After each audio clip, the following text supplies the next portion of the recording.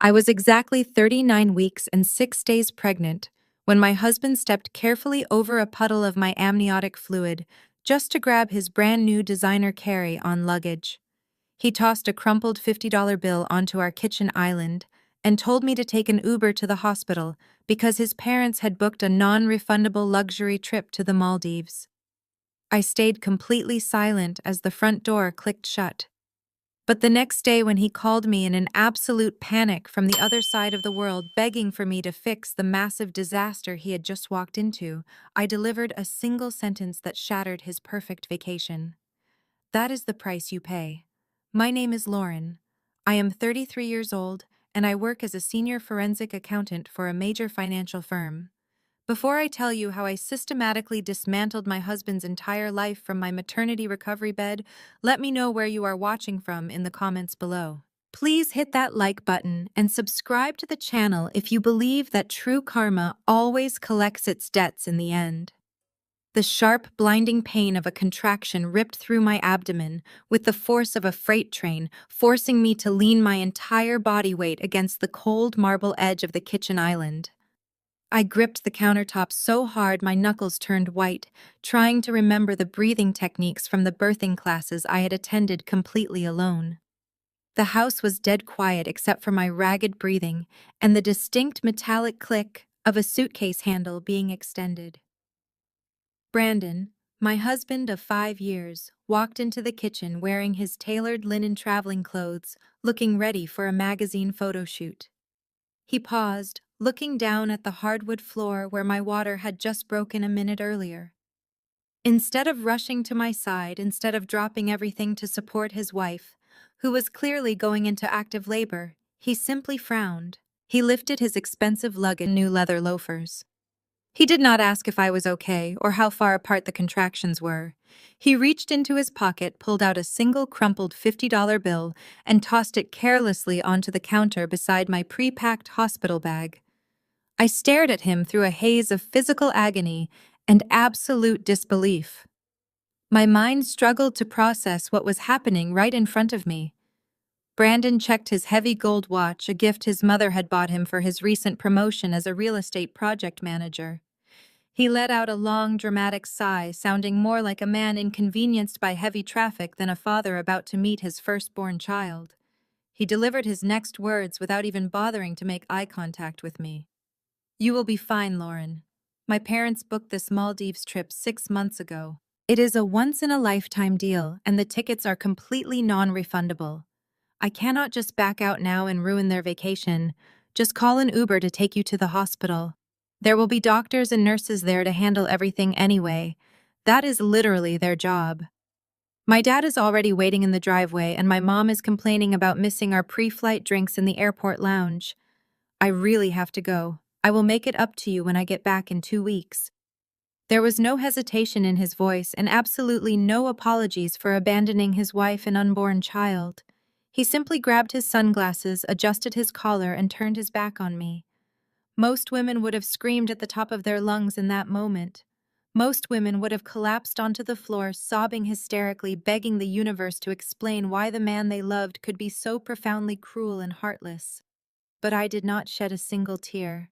The pain radiating through my lower back was intense, yet my mind suddenly became crystal clear. As a forensic accountant, I spend my days tracking hidden assets, untangling complicated webs of corporate panic is simply not in my professional vocabulary. I watched in absolute freezing silence as he pulled his luggage over the threshold and pulled the front door shut behind him. A moment later, I heard the heavy thud of his father's vehicle doors closing, followed by the loud crunch of gravel as they sped away toward the airport. I was entirely alone in the empty house. I reached out with a trembling hand, picked up the $50 bill he had thrown at me like I was some sort of burden, and slipped it into the side pocket of my hospital bag. Then I pulled out my phone and ordered a ride. The ride to the medical center felt like a surreal blur of flashing streetlights and agonizing pain. The driver, an older gentleman with incredibly kind eyes, kept glancing at me nervously through the rearview mirror, clearly terrified I was going to deliver my baby in the back seat of his car. I focused entirely on my breathing, gripping the plastic handle above the door to keep myself anchored to reality.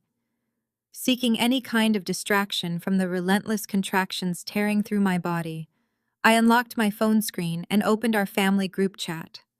I wanted to see if anyone in his family felt any remorse for pulling him away from the birth of his first child.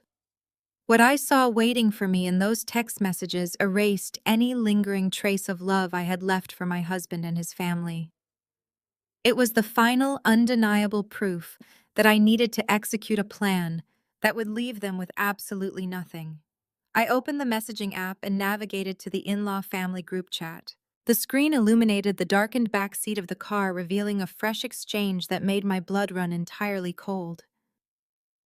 There, at the very bottom of the thread, was a message from my mother-in-law, Brenda, sent just moments after they had pulled out of my driveway. The text read perfectly clear against the bright background. Exhausting to deal with. This luxury trip is exactly what you need to relax and recharge your batteries before you are permanently tied down by a screaming infant and Lauren's constant complaining. My eyes scanned the cruel words, absorbing the sheer malice dripping from every syllable. But the true gut punch did not come from Brenda. It came from the immediate response directly below her text. Brandon, my husband, the man who had promised to protect and love me, had simply replied to his mother's vicious message with a laughing face emoji, followed by a brief text of his own. I know, Mom. Crisis averted. I cannot wait to hit the beach and finally have some peace and quiet. I stared at the screen as another brutal contraction washed over me. He was not just leaving me behind out of cowardice or a misguided sense of obligation to his parents. He was actively mocking my pain. He was laughing at the fact that I was currently enduring the terrifying ordeal of childbirth entirely alone, while he jetted off to a tropical paradise. The glowing screen felt like a physical slap to the face, but it was exactly the wake-up call I needed. Despite the blinding physical agony tearing through my abdomen, my analytical mind kicked into high gear. As a forensic auditor, I was trained to look at the cold, hard facts and strip away the emotional noise to find the truth hiding beneath the surface. The facts of my marriage were suddenly glaringly obvious. For years, I had constantly excused Brenda's passive-aggressive insults about my blue-collar working-class background. I had forced myself to smile politely when she made snide remarks about how my relatives lacked sophistication, or when my father-in-law Gary made blatant demanding comments about needing loans for his failed business ventures. Brandon had always played the role of the helpless, obedient son, claiming he just wanted to keep the peace and avoid rocking the boat. I had always given him the benefit of life. Now looking at that laughing emoji, the absolute truth was undeniable. I was never a beloved member of their family. To Brenda and Gary, I was merely a convenient financial asset, a highly lucrative bank account used to elevate their lifestyle and fund their delusions of grandeur. To Brandon, I was nothing more than an incubator for his legacy and a comfortable safety net he could easily discard the moment things became too difficult or inconvenient. They viewed my hard-earned success and my money as their rightful property while treating my basic human needs as an irritating burden. The intense pain of labor was suddenly overshadowed by a much sharper realization. I had married a parasite who was raised by parasites, and it was time to cut them off permanently. As the Uber finally pulled up to the brightly lit emergency room entrance of the hospital, my driver rushed around to open my door with a look of sheer panic on his face. The nurses were already rushing out with a wheelchair, having been alerted by the driver as we approached the drop-off zone. I eased myself into the chair, gripping the armrests as the hospital staff began wheeling me quickly through the automatic doors. Before they could ask me a barrage of intake questions or demand to see my insurance information, I held up a hand to pause them. I pulled up my contacts list and dialed the only person in the world I knew would drop everything to stand by my side. My younger sister Nicole answered on the second ring. I did not waste time on pleasantries or breakdowns. I delivered the information with the crisp, precise efficiency of an executive running a boardroom meeting. Nicole, I need you to listen to me carefully. I am at the emergency room right now. I am in active labor and the contractions are coming fast. Brandon is not here. He packed his bags and left for the Maldives with Brenda and Gary a few minutes ago. I need you and Andre here immediately. There was a audacity of my husband's betrayal. Then I heard the sharp intake of her breath, followed by the deep rumbling voice of her husband Andre in the background asking what was wrong. Andre was a towering, incredibly protective African-American man who owned a highly successful chain of auto repair shops across the city. When our parents passed away years ago, Andre stepped up and became the fierce protective wall between Nicole and the rest of the world. He treated me like his own blood, and I knew his reaction to this news would be explosive. I could hear Nicole quickly relaying the information to him and the immediate string of furious profanities that followed. "We are on our way, Lauren," Nicole said, her voice trembling with a mixture of shock and protective rage. "Do not worry about anything else. We will be there in 20 minutes and Andre is already grabbing his keys." I hung up the phone and handed my ID to the admitting nurse, finally allowing myself to be rolled into the brightly lit chaos of the labor and delivery ward. The battle lines were drawn. I had barely settled into my delivery room and endured the initial fetal monitoring when the double doors flew open. True to her word, Nicole arrived in under 20 minutes, sprinting through the hospital corridors with an absolute frantic desperation that immediately brought a wave of comfort to my isolated heart. Right on her heels was my brother-in-law, Andre. Standing 6 feet 3 inches tall with remarkably broad shoulders and an imposing physical presence, Andre completely filled the doorway.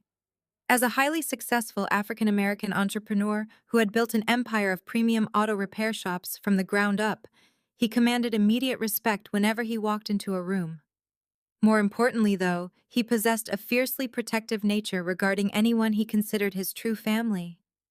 When our parents passed away, he had taken his vows to protect and cherish my younger sister to an entirely different level. Maternity ward. I felt a sudden, overwhelming surge of relief. The terrifying isolation of facing childbirth completely alone vanished the second Nicole rushed to my bedside, grabbing my hand tightly in both of hers. Her face was flushed from running, and her eyes scanned me anxiously, searching for any signs of immediate distress. Behind her, Andre stood like an impenetrable fortress, surveying the medical equipment and making sure the nursing staff was treating me with the utmost priority. He placed a heavy, comforting hand on my shoulder, projecting a quiet strength that grounded me through the escalating pain. I did not need Brandon. I had my real family right here, and they were the only true support system I would ever genuinely need. The moment the attending nurse finished checking my vitals and briefly stepped out of the room to review my chart, the carefully contained tension inside Andre finally snapped. Nicole turned to him, her voice trembling with disbelief, as she recounted the exact details of what I had told her on the phone during their drive over. She explained how Brandon had casually tossed a single crumpled bill onto the kitchen counter, how he had complained about his parents missing their pre-flight cocktails, and how he had deliberately chosen a luxury resort vacation over witnessing the birth of his own child. Upon hearing the full scope of what Brandon did, the veins in Andre's neck visibly bulged, and his jaw clenched so tightly, I thought his teeth might shatter.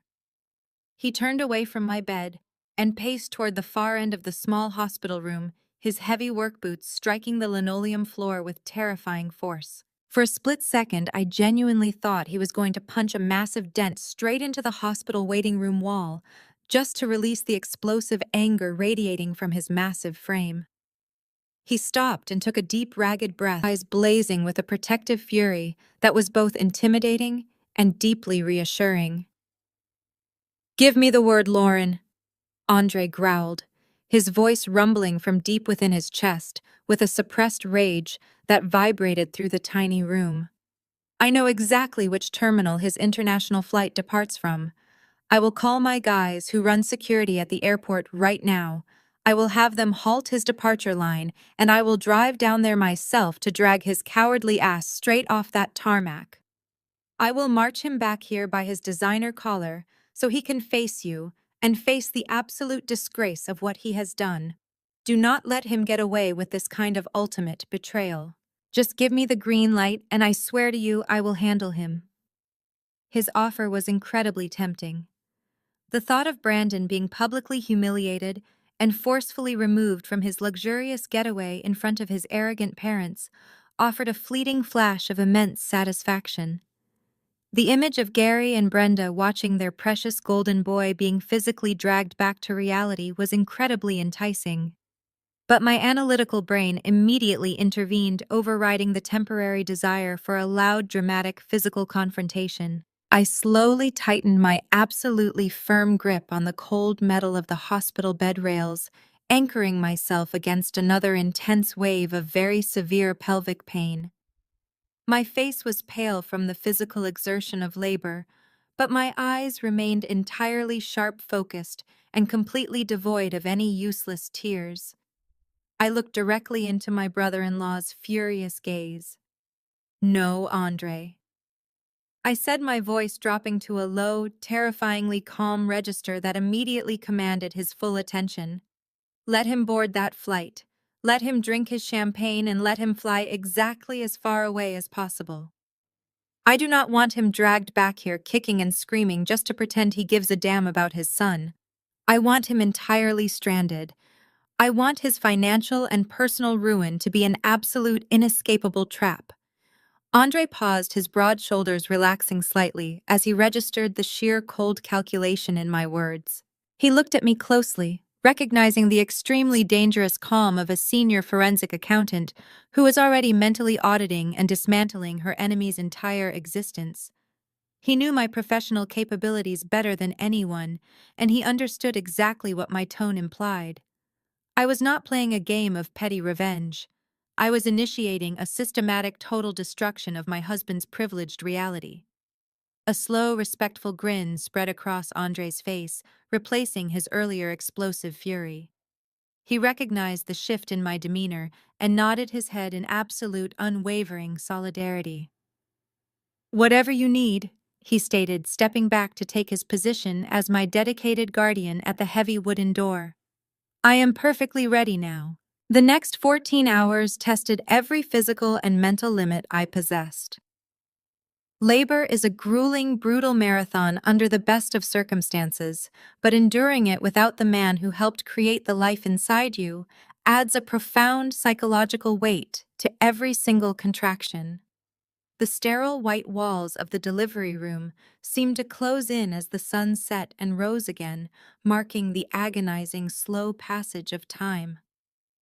Through it all, my incredible sister Nicole never left my side for a single second.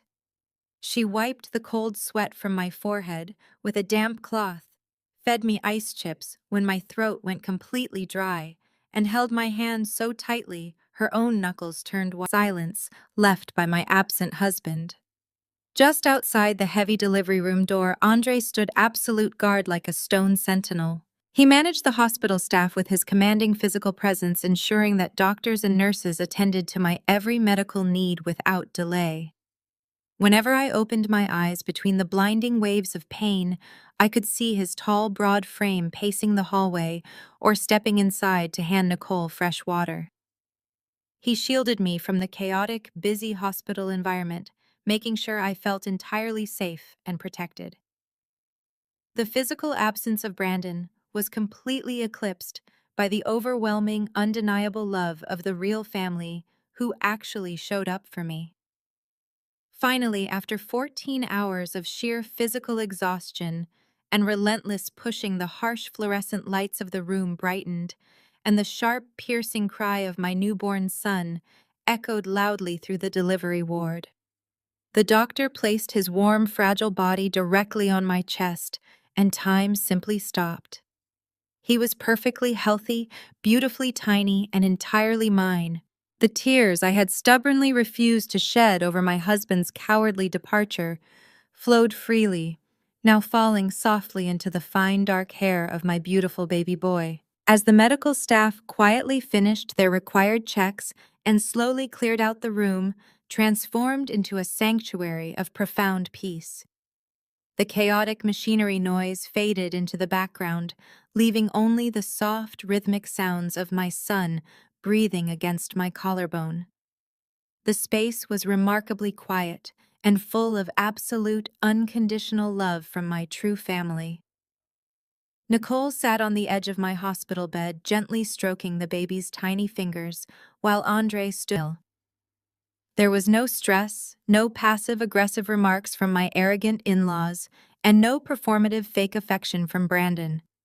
It was just pure, honest connection. But despite the incredible warmth of the moment, a lingering, heavy sense of finality hung in the air. Andre pulled his phone from his jacket pocket, his expression turning completely solemn.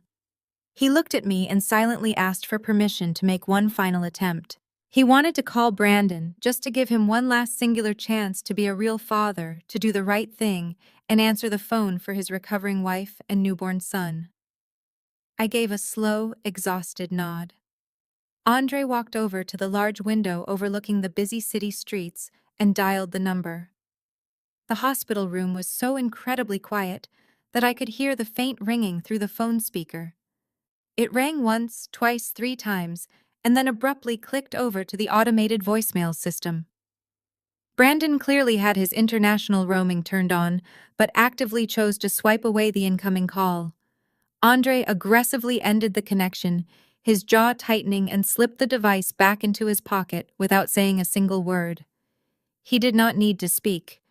The rejection was incredibly loud, crystal clear, and completely deliberate. Brandon had absolutely made his ultimate choice, permanently prioritizing a selfish luxury vacation over the very first precious hours of his only child's brand new life. Exactly 1 hour later, the harsh, vibrating buzz of a social media notification shattered the hard-won tranquility of the hospital room. My phone illuminated on the bedside table, drawing my immediate attention. I reached over carefully, supporting my sleeping son with one arm, and picked up the device.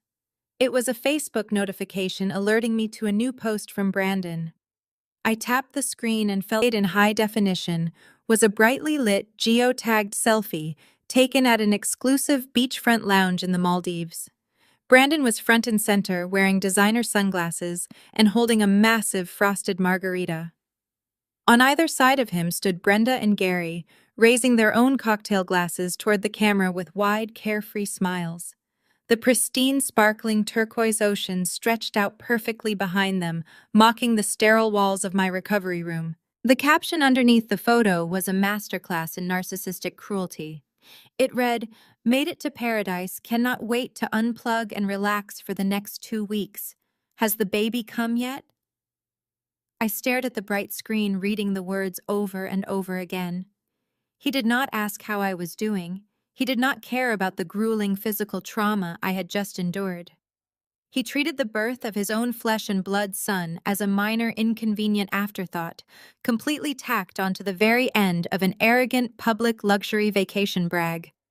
I looked at the smiling faces of the people who had exploited my finances and disrespected my existence for years.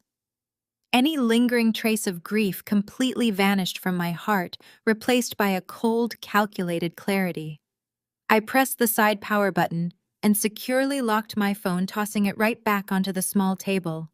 The time for sorrow, weeping, and playing the role of the victim was officially over forever. The systematic financial operation to totally destroy his entire privileged life had officially begun. At exactly 6 in the morning, the pale dawn light filtered through the horizontal blinds of the hospital recovery room. The chaotic energy of the previous night had completely settled into a heavy clinical silence. My newborn son was resting peacefully in his clear plastic bassinet, wrapped tightly in a swaddle blanket, with his tiny chest rising and falling in a steady. Nicole was sleeping in the uncomfortable vinyl recliner in the corner of the room, with a thin hospital blanket pulled up to her chin. Andre had stepped out an hour earlier to check on his auto shops and bring us back decent coffee and hot breakfast. I took a deep, stabilizing breath and looked over at my sister. "Nicole," I said softly, breaking the quiet stillness of the room. She stirred immediately, rubbing her eyes and sitting up with a worried expression. "What is it, Lauren? Are you in pain? Do you need the nurse?" I shook my head and pointed toward the leather tote bag resting against the wall. "No, I feel perfectly fine. I just need you to hand me my work laptop from that bag." She looked at me with deep confusion, clearly wondering why a woman who had just given birth less than 12 hours ago wanted to look at a computer screen. "I am just going to handle the hospital deposit so we do not have to deal with the billing department later," I explained, offering a reassuring smile. She nodded, retrieved the heavy silver laptop, and placed it carefully on my lap. I opened the laptop and watched the familiar glowing logo illuminate my face. As a senior forensic accountant for one of the largest financial firms in the country, tracing hidden assets and exposing corporate fraud is my everyday reality. I spend my entire professional life hunting down executives who believe they can outsmart the banking system by moving millions through shell companies and fake vendor accounts. I track every single digit, every hidden fee, and every encrypted transfer with absolute ruthless precision. My brain is hardwired to notice anomalies that ordinary people miss completely. I navigated to our primary banking portal, typing in the security credentials to access the joint savings account Brandon and I shared. We had spent the last 2 years aggressively building this specific account, cutting back on our debt for our child. We called it our maternity fund.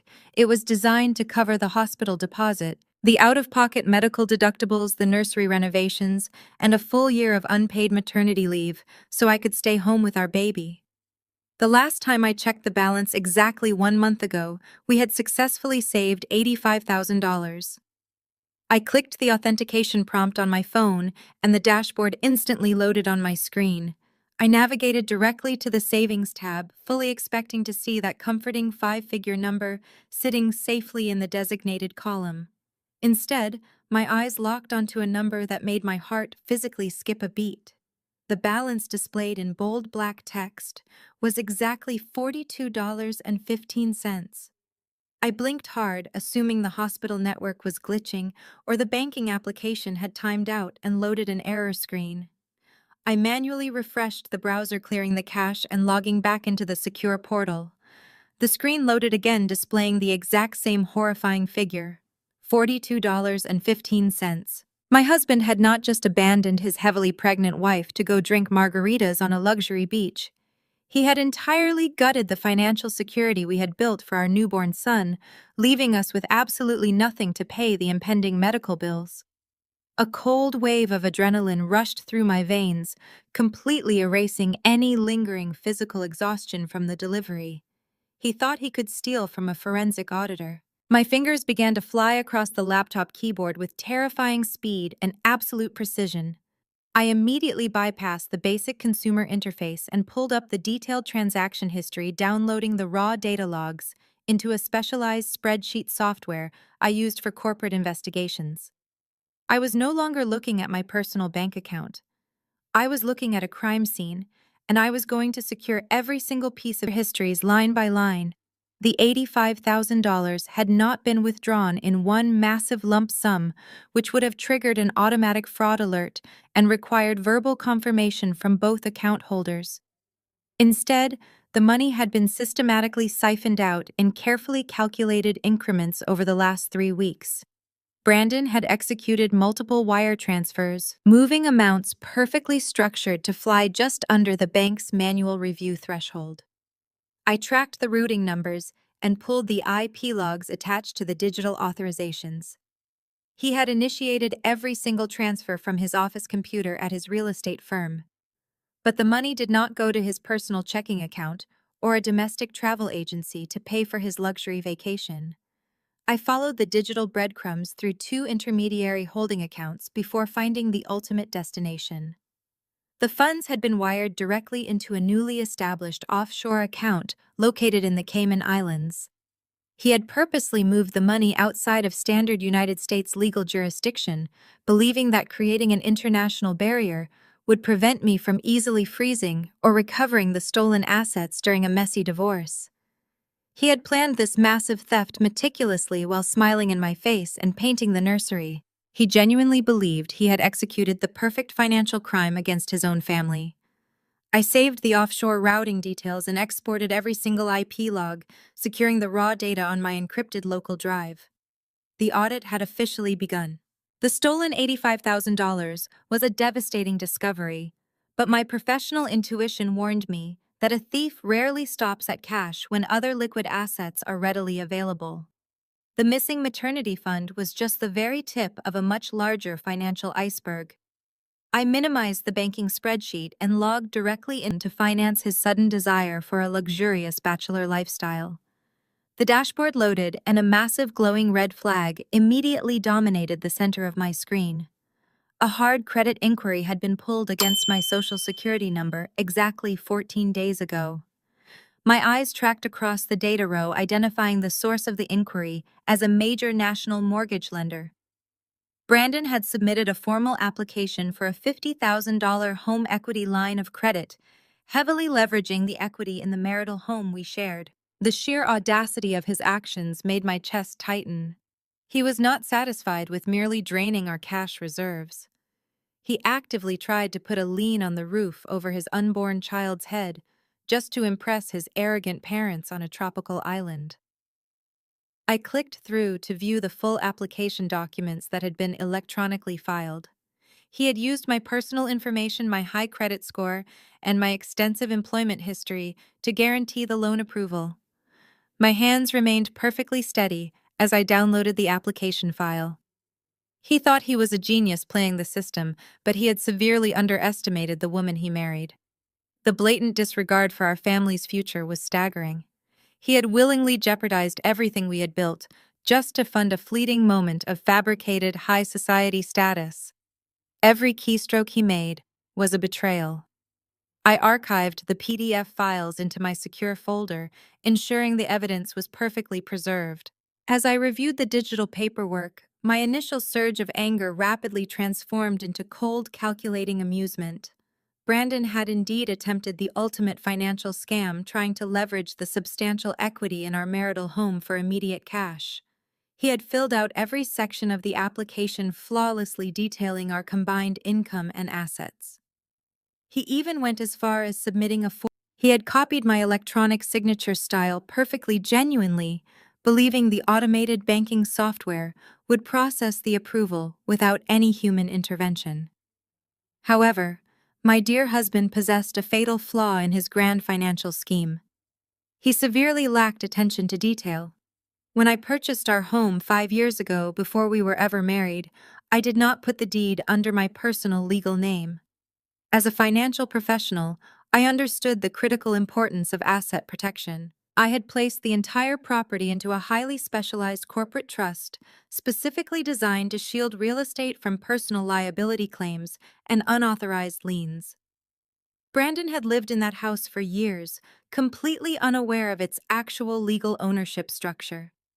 The mortgage lender's automated system instantly flagged a critical discrepancy between his fraudulent application and the county property records.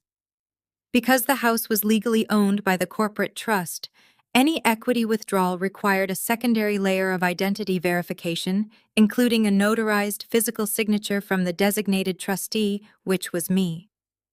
The bank's fraud detection algorithms immediately recognized the invalid DocuSign attempt and halted the entire process.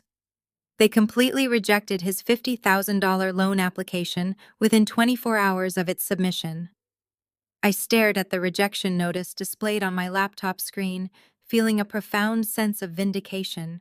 His attempt to mortgage our baby's future had failed spectacularly, and the digital footprint of his attempted felony was now permanently recorded on the bank's servers. He had handed me the exact weapon I needed to destroy him entirely. His sheer ignorance of basic corporate law was his absolute undoing. I captured high-resolution screenshots of the automated denial letters.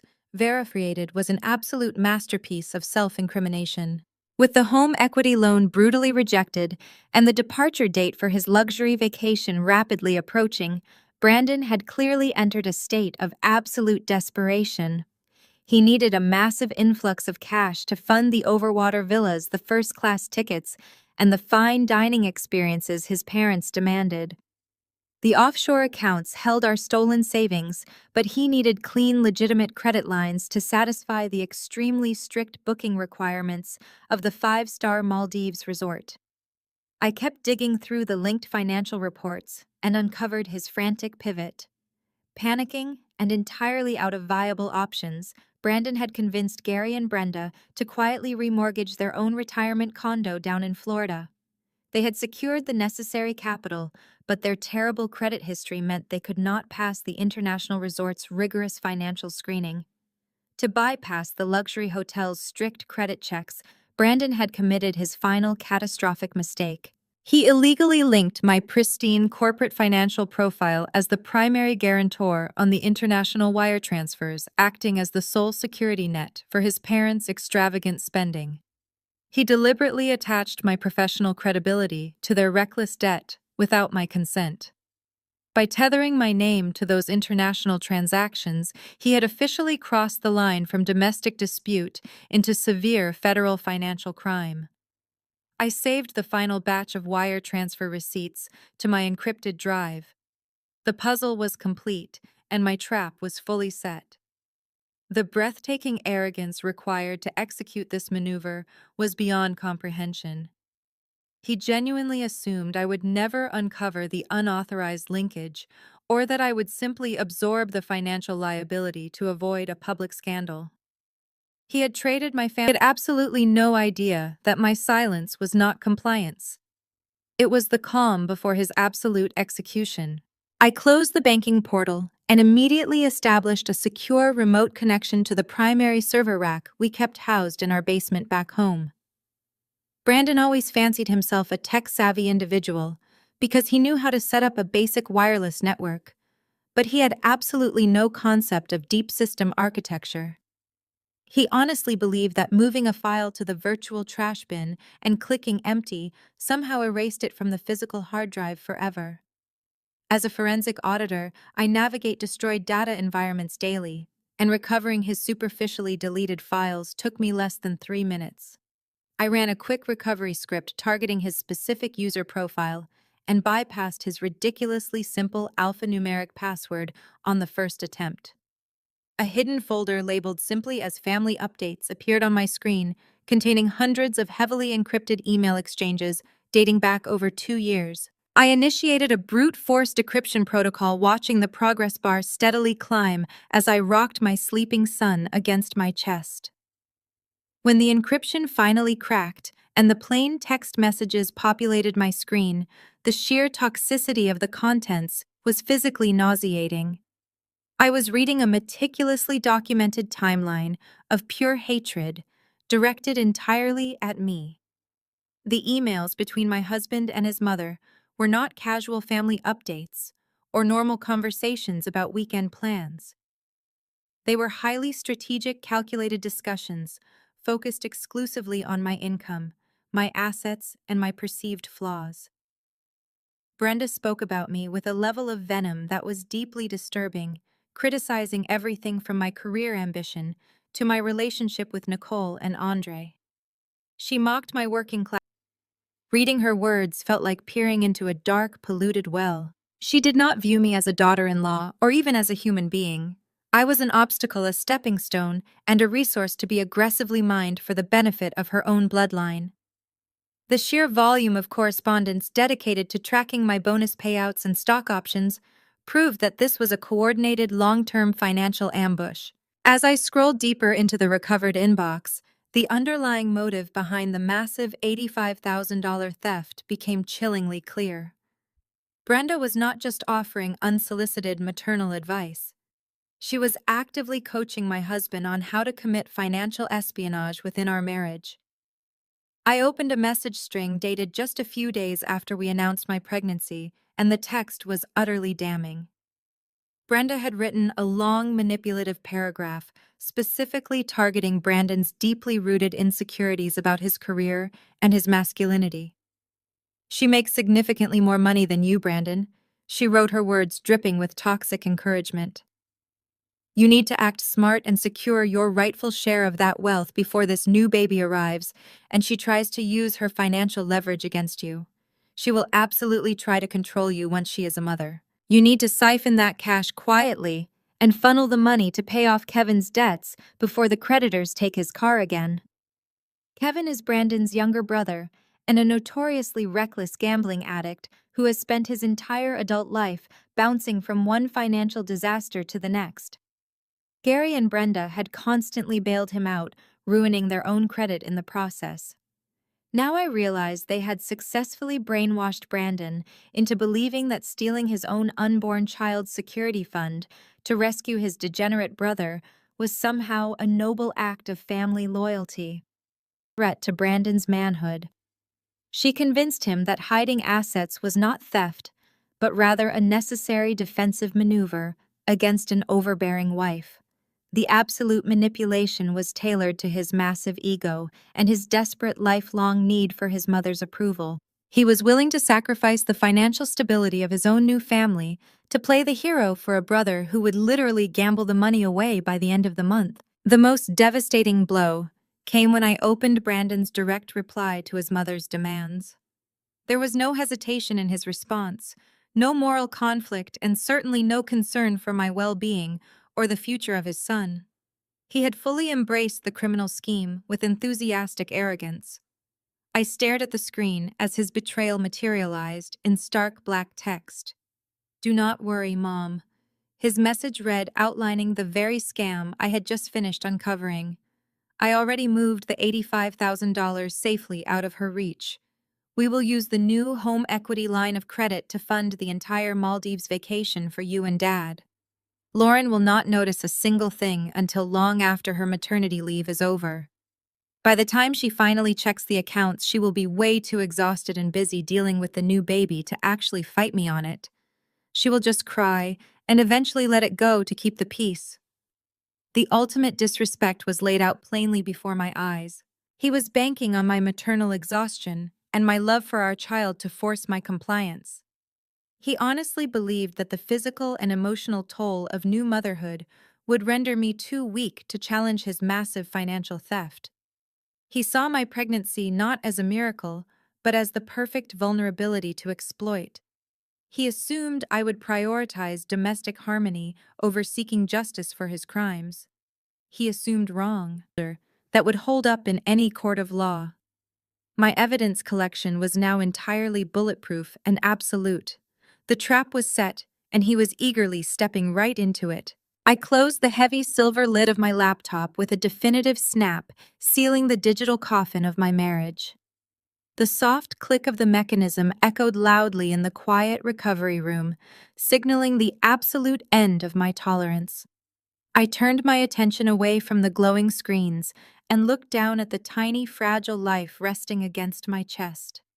My son was still sleeping deeply, completely unaware of the massive financial and emotional hurricane swirling around his very first day on Earth.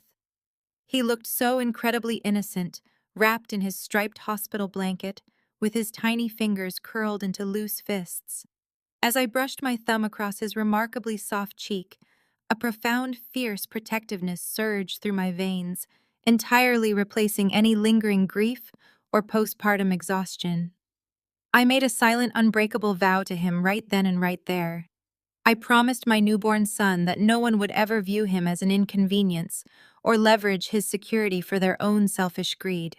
I promised him that the toxic, manipulative cycle created by Brenda and perpetuated by Brandon ended completely with me. They had genuinely believed that bringing a child into this world would make me soft, vulnerable, and easy to control. They severely miscalculated. Motherhood had not weakened my resolve, it had forged it into an impenetrable weapon. I gently shifted the baby, making sure he was perfectly secure and comfortable, before shifting my gaze across the small hospital room. Andre was still standing near the heavy wooden door, maintaining his silent, vigilant watch over us. His arms were crossed over his broad chest, and his dark eyes tracked my every movement, waiting for my final assessment of the data. The role of the devoted, forgiving wife forever. I was strictly operating as a mother and a forensic accountant now. I looked directly at my brother-in-law, my voice dropping to a low, terrifyingly calm register that immediately commanded his full attention in the quiet room. "Andre," I said, holding his steady gaze without blinking. "Remember that notoriously ruthless high-asset divorce attorney whose classic Mustang you fully restored at your main shop last year? the one who has a reputation for absolutely dismantling fraudulent spouses in court and taking no prisoners during settlement negotiations. I need him right here in this recovery room. Now. Andre slowly uncrossed his arms, his posture shifting from passive guarding to active engagement. A terrifying predatory smile spread across his face, completely transforming his features. He knew exactly who I was talking about. The lawyer was legendary in our city for his cold, calculating approach to high-net-worth divorces and his absolute refusal to entertain manipulative stall tactics. He was a legal shark who smelled blood in the water from miles away, and he owed my brother-in-law a massive personal favor for sourcing impossible-to-find parts for his prized vehicle. "Consider him hired." "Lauren Andre?" rumbled his deep voice, vibrating with genuine satisfaction. He pulled his smartphone from his jacket pocket, already scrolling through his priority contacts list. "I will call his personal cell phone right now. He owes me big time, and he loves a case with an airtight paper trail.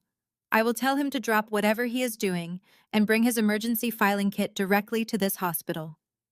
Nicole sat up straighter in her chair, her eyes wide with supportive anticipation as she watched us orchestrate the legal strike. We were not just preparing to file standard divorce paperwork but into the busy hospital corridor to make the call, his massive frame disappearing behind the heavy door. I gently rubbed my son's back, feeling the steady rhythm of his tiny heartbeat. The hardest part of the emotional separation was already completely over.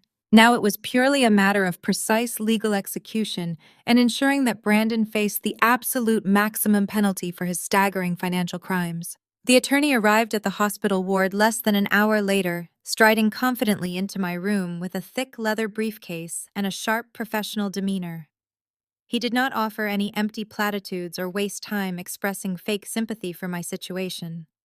Instead, he took one look at the heavily encrypted flash drive containing all the wire transfer logs, offshore routing numbers, and the recovered emails proving premeditated financial theft, and simply nodded with vicious approval. I sat up in my hospital bed, using a hard plastic food tray as a makeshift desk. With absolute unyielding certainty, I signed my name across the initial divorce filings, officially terminating my marriage to a coward.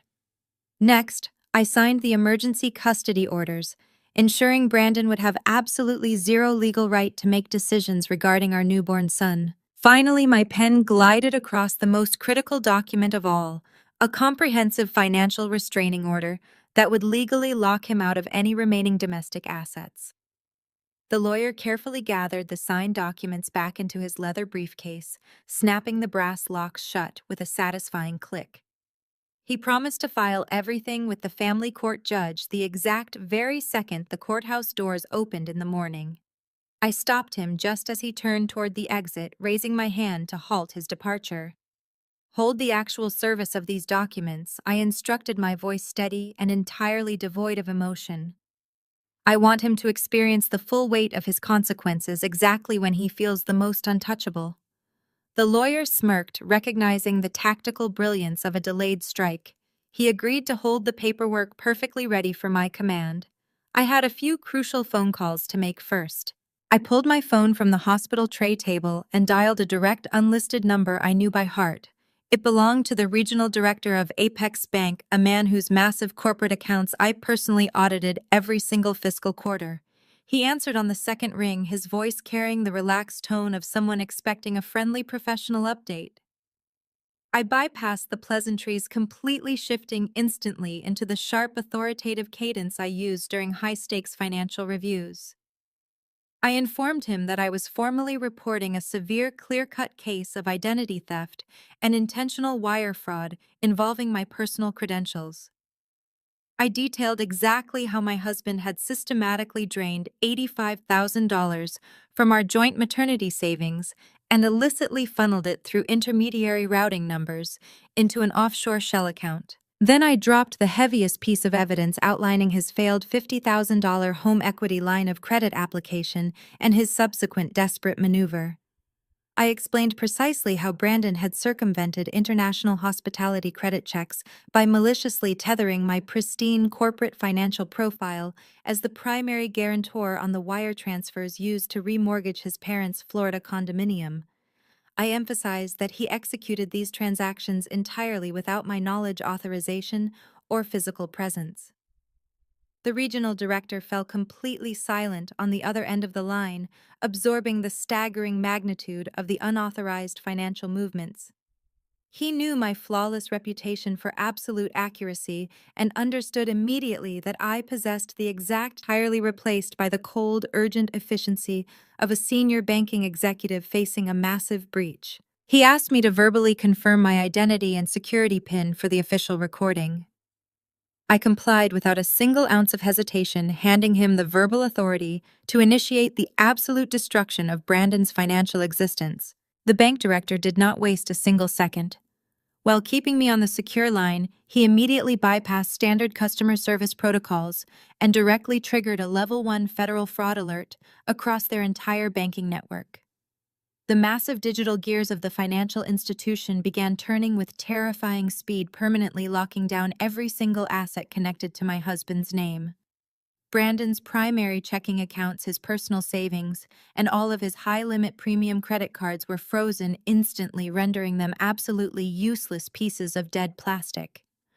The joint accounts we previously shared were entirely restricted, preventing any further withdrawals, while preserving the precise digital evidence of his earlier theft. But the true masterpiece of this financial lockdown extended far beyond our local domestic branches. Because Brandon had utilized the illicitly guaranteed funds to pay for an extravagant overseas vacation, the director escalated the response to involve international banking protocols. The massive wire transfers Brandon had sent to the five-star resort in the Maldives to secure the overwater villas and cover their exorbitant upfront incidentals were immediately flagged as highly fraudulent transactions.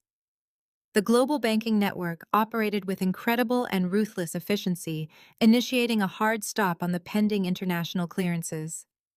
The funds that the luxury resort assumed were safely processing were abruptly reversed and locked in a secure transit holding account, pending a full criminal investigation.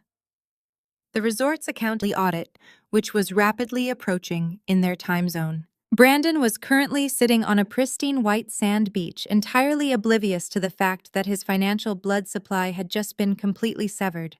He had absolutely no access to cash, no working credit lines, and zero ability to pay for the obscenely expensive vacation he had stolen to impress his arrogant parents. The safety net he thought he had so cleverly constructed out of my hard-earned professional credibility was entirely dissolved, leaving him completely exposed and incredibly vulnerable in a foreign country.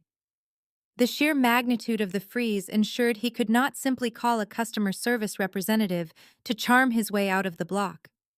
He was officially locked out of the global banking system and permanently branded a severe financial risk by the highest authorities. The immediate financial freeze was a devastating tactical strike, but the subsequent legal ramifications were what would ultimately bury him permanently. By choosing to fraudulently link me as a financial guarantor on international wire transfers without my explicit written consent, Brandon had crossed a massive boundary. This was no longer a simple domestic dispute over marital funds or a messy divorce tactic. His actions constituted a textbook case of severe federal wire fraud and aggravated identity theft. The bank director solemnly informed me that due to the substantial monetary value involved and the international nature of the transactions, federal regulations required the institution to automatically notify the proper authorities. The bank's internal compliance department was already packaging the digital evidence logs, the forged application timestamps, and the unauthorized wire confirmations to submit directly to federal investigators. The legal dominoes he had foolishly set up were now falling in rapid succession, creating an inescapable chain reaction of criminal luxury getaway, completely ignoring the severe federal statutes designed to prevent exactly this kind of financial espionage. The authorities would soon possess an airtight, totally flawless paper trail, proving his deliberate malicious intent to defraud both his wife and the banking institution. I thanked the regional director for his incredibly swift, decisive action and completely smoothly ended the call. The heavy machinery of justice was now moving entirely under its own unyielding momentum, rapidly accelerating toward my husband's absolute ruin.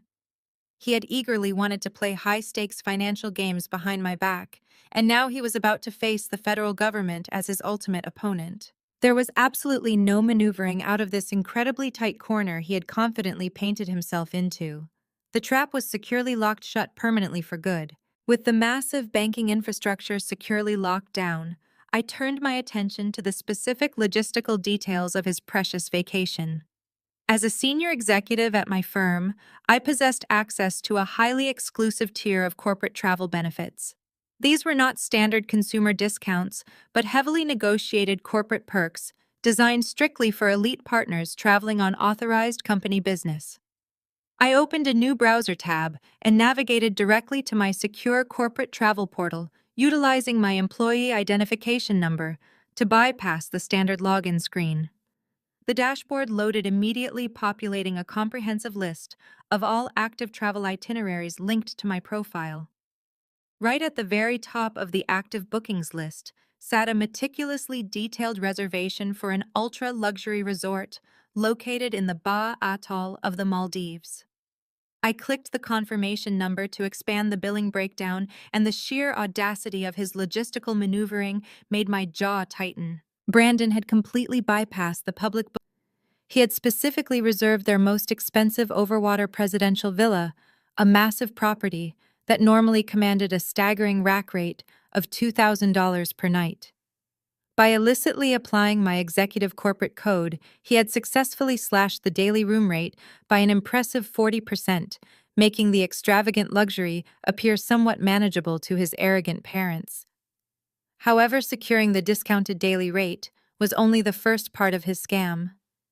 To finalize the international reservation, the luxury resort required an exceptionally high incidental deposit to cover potential damages and premium room service charges.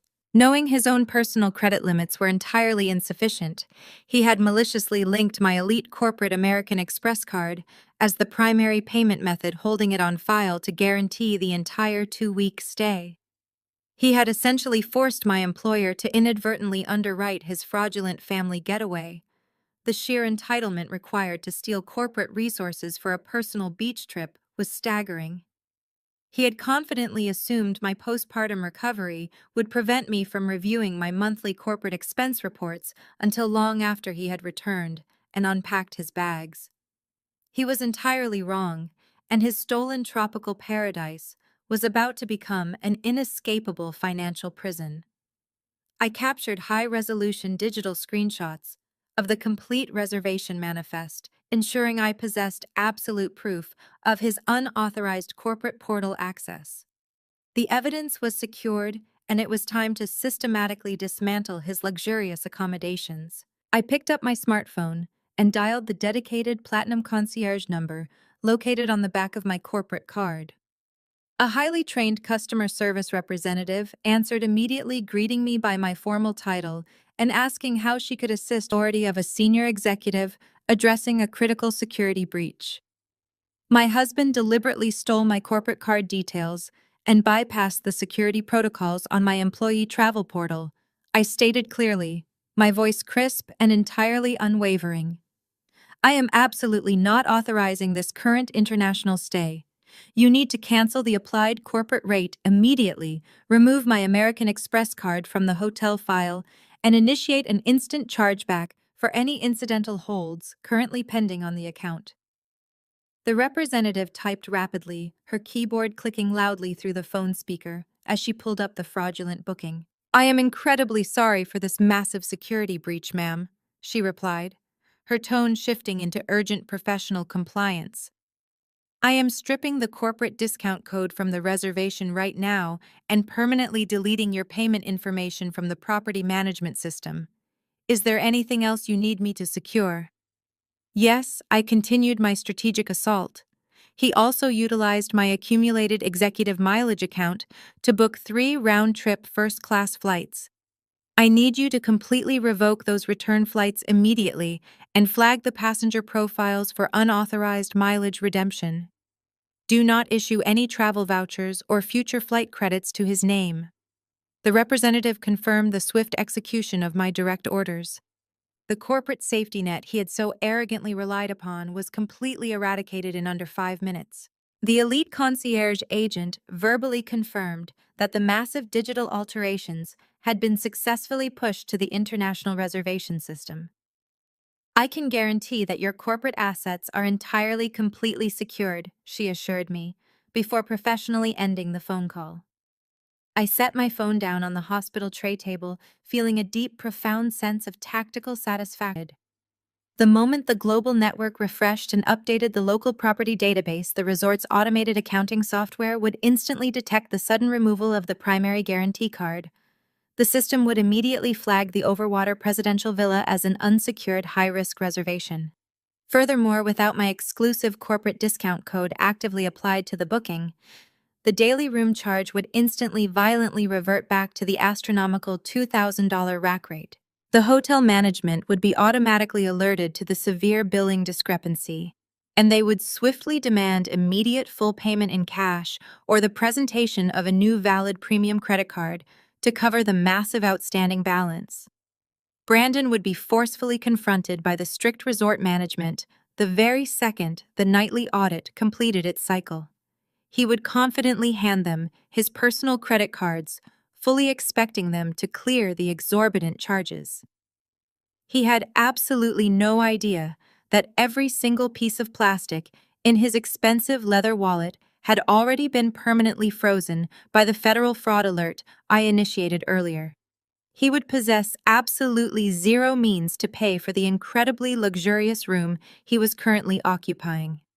The meticulously planned trap I had constructed was now firmly snapped shut, trapping him and his arrogant parents on a tiny isolated island with absolutely no financial resources and completely invalid return tickets. As I sat in the quiet hospital room calculating the exact moment his financial ruin would finalize, my personal cell phone buzzed with an incoming text message. It was from a close friend who worked as a senior benefits coordinator in the human resources department at Brandon's commercial real estate firm. Her message was frantic and filled with genuine terror. She wrote that Brandon submitted emergency leave paperwork yesterday, saying I had suffered a massive hemorrhage during delivery and was currently on life support. She said the entire executive office was completely devastated and praying for me and the baby. I stared at the illuminated screen, completely paralyzed by the sheer sociopathic depth of his lie. He did not simply request standard vacation time to go to the beach. He knew a sudden 2-week luxury vacation request would be instantly denied, given his massive upcoming project deadlines and strict attendance requirements. Instead, he had callously fabricated a horrific medical tragedy involving my absolute near-death to explicitly exploit his company's generous compassionate leave policy. He had weaponized my pregnancy and falsely claimed I was fighting for my absolute life in an intensive care unit, just so he could securely continue receiving his full executive salary while sipping premium cocktails on a tropical island. The breathtaking audacity required to submit falsified medical emergency documents to a corporate human resources department was entirely staggering. He was actively defrauding his employer while simultaneously defrauding his wife and stealing from his newborn son. The layered magnitude of his deception was absolutely infinite. I took a deep, steadying breath and replied to my friend, assuring her I was perfectly fine and had just delivered a beautifully healthy baby boy without any major complications. I explicitly instructed her not to mention my reply to anyone else in her department just yet. The sophisticated financial trap I was systematically building required one final, perfectly executed corporate strike to seal his fate completely. I handed my phone to Nicole and asked her to take a quick, high-quality photograph of me, securely holding my new son. I adjusted my posture, sitting up completely straight against the stiff hospital pillows, and brushed my hair back so my face was clearly visible and vibrant.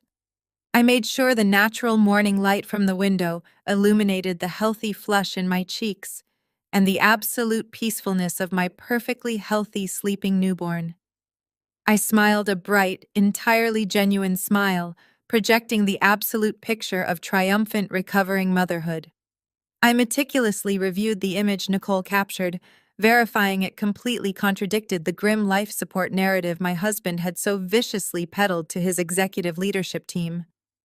I immediately opened my professional email client on my laptop and began drafting a highly formal message directed straight to the Vice President of Operations at Brandon's commercial real estate firm. This was a man known for his ruthless adherence to strict corporate integrity and his absolute zero-tolerance policy for any employee deception. I carefully added the director of the Human Resources Department to the carbon copy line, ensuring the communication immediately became a permanent, unassailable part of Brandon's official corporate employment record. I attached the beautiful high-resolution photograph Nicole had just taken of me and my son, serving as undeniable visual proof of my excellent physical condition. Then I navigated to my saved digital files and securely attached the second crucial piece of visual evidence. It was the high-definition screenshot of the geotagged Facebook post Brandon had uploaded just a few short hours prior. The image clearly displayed his smug, smiling face holding a massive frosted margarita alongside Brenda and Gary, with the sparkling, pristine waters of the Maldives stretching out beautifully in the background. The embedded metadata attached to the image confirmed the exact location and timestamp of the local intensive care unit. My preparation was utterly meticulous, leaving absolutely no room for interpretation or denial. I centered my hands over the keyboard and typed the message with professional surgical precision. Dear Management Team, I want to extend my deepest personal gratitude for the remarkable concern and sympathy your executive office has shown my family during this time. Please be absolutely assured that my newborn son and I are perfectly healthy and recovering beautifully without any medical complications whatsoever. I deeply believe my husband Brandon may have severely misrepresented his current whereabouts and fabricated a severe medical crisis to fraudulently secure emergency paid leave from your esteemed organization. He is absolutely not at my hospital bedside today. For your official corporate records, here is a photograph of him currently drinking premium margaritas in the Maldives on a luxury vacation posted to social media by his mother just a few short hours ago. I trust your Human Resources Department will handle this egregious violation of corporate policy appropriately. I proofread the short, devastating message one final time, verifying the tone was entirely polite, professional, and overwhelmingly destructive. It was the ultimate corporate nuke dropped squarely on the foundation of his career. I hovered my cursor over the send button, feeling a profound sense of absolute finality. I was permanently severing his primary source of income, entirely dismantling his professional reputation, and exposing him as a fraudulent, manipulative liar to the absolute most powerful people in his entire industry. He had deliberately chosen to abandon his wife and steal from his own child to blindly finance an arrogant tropical fantasy. I firmly clicked the mouse, and the email instantly vanished from my outbox directly into the highly monitored inboxes of his superiors. I closed the laptop, placing it safely on the bedside table. The digital guillotine had officially dropped, waiting for execution. The digital guillotine had officially dropped, waiting for execution. Now there was absolutely nothing left to do but wait for the inevitable impact. Every single trap I had meticulously designed was perfectly armed and fully operational. The regional bank director had entirely frozen all financial assets, choking off Brandon's access to both his stolen cash and his personal credit lines. The elite concierge desk had completely revoked his highly subsidized luxury accommodations and entirely voided his expensive return flights. The five-star resort accounting system was currently recalculating his massive pending bill, stripping away the corporate discount and replacing it with the exorbitant daily rack rate. Meanwhile, back in his corporate office, the Human Resources Department and the Vice President of Operations were actively reviewing the irrefutable evidence of his severe employment fraud. He had carelessly constructed his entire arrogant paradise on a highly fragile foundation of stolen money and deceitful promises. I had systematically removed every single pillar supporting his fantasy world. The absolute beauty of this financial ambush was its total invisibility. Brandon was currently half a world away, entirely oblivious to the catastrophic reality hurtling toward him. He likely believed he had successfully outsmarted me, assuming I was too weak and distracted by childbirth to uncover his massive betrayal. He was probably sleeping soundly in his incredibly expensive overwater villa, completely unaware that he was officially a stranded, unemployed fraudster facing severe federal charges. All of the invisible digital wires had been cut, and the massive suspended weight of his consequences was silently plummeting directly toward his head. The absolute quiet of this waiting period was deeply satisfying to my soul. The sheer structural perfection of the trap meant I did not have to lift another finger or utter a single angry word to destroy him completely and permanently. Inside the sterile confines of my hospital recovery room, the atmosphere shifted into a state of profound, tranquil anticipation.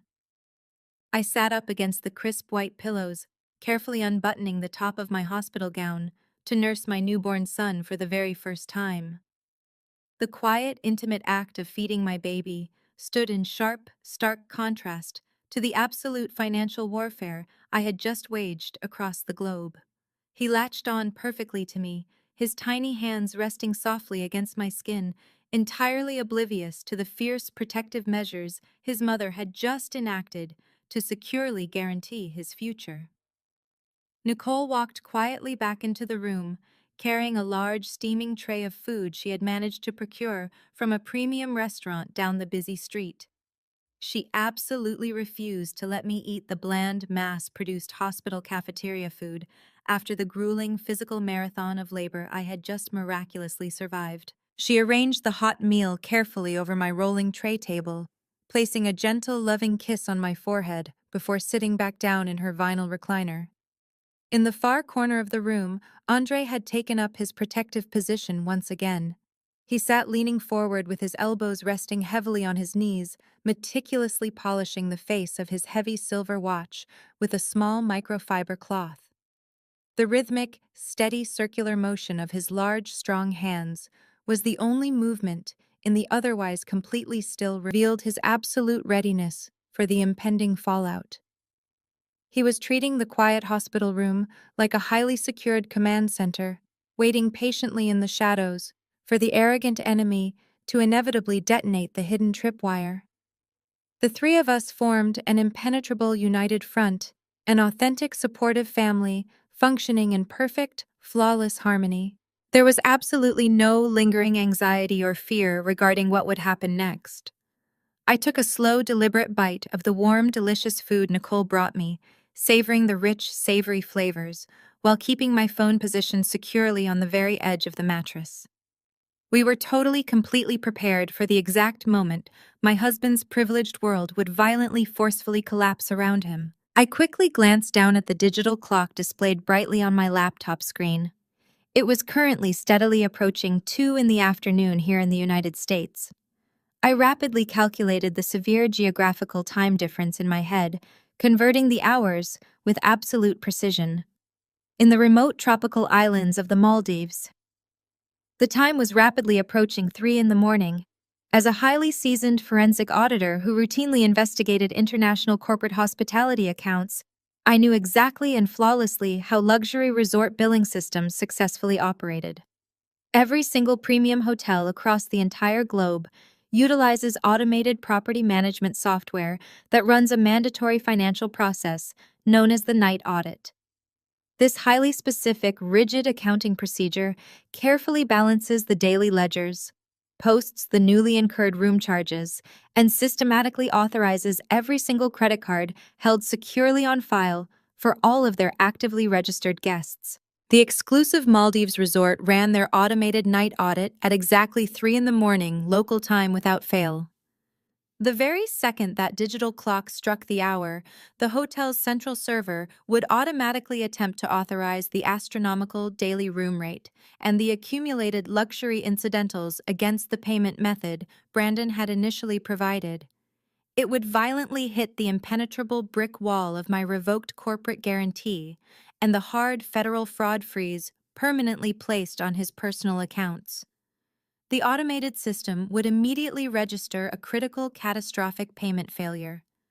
Urgent red flags would instantly flash across the glowing screens of the resort's night managers, forcefully alerting them to a massive unsecured debt occupying their absolute most expensive presidential villa.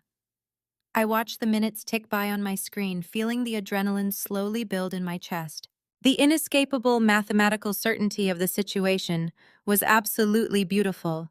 The digital reckoning was precisely scheduled, and it was arriving in exactly 10 very short minutes. The absolute silence of my hospital recovery room was finally broken at exactly 3:15 in the morning Maldives local time.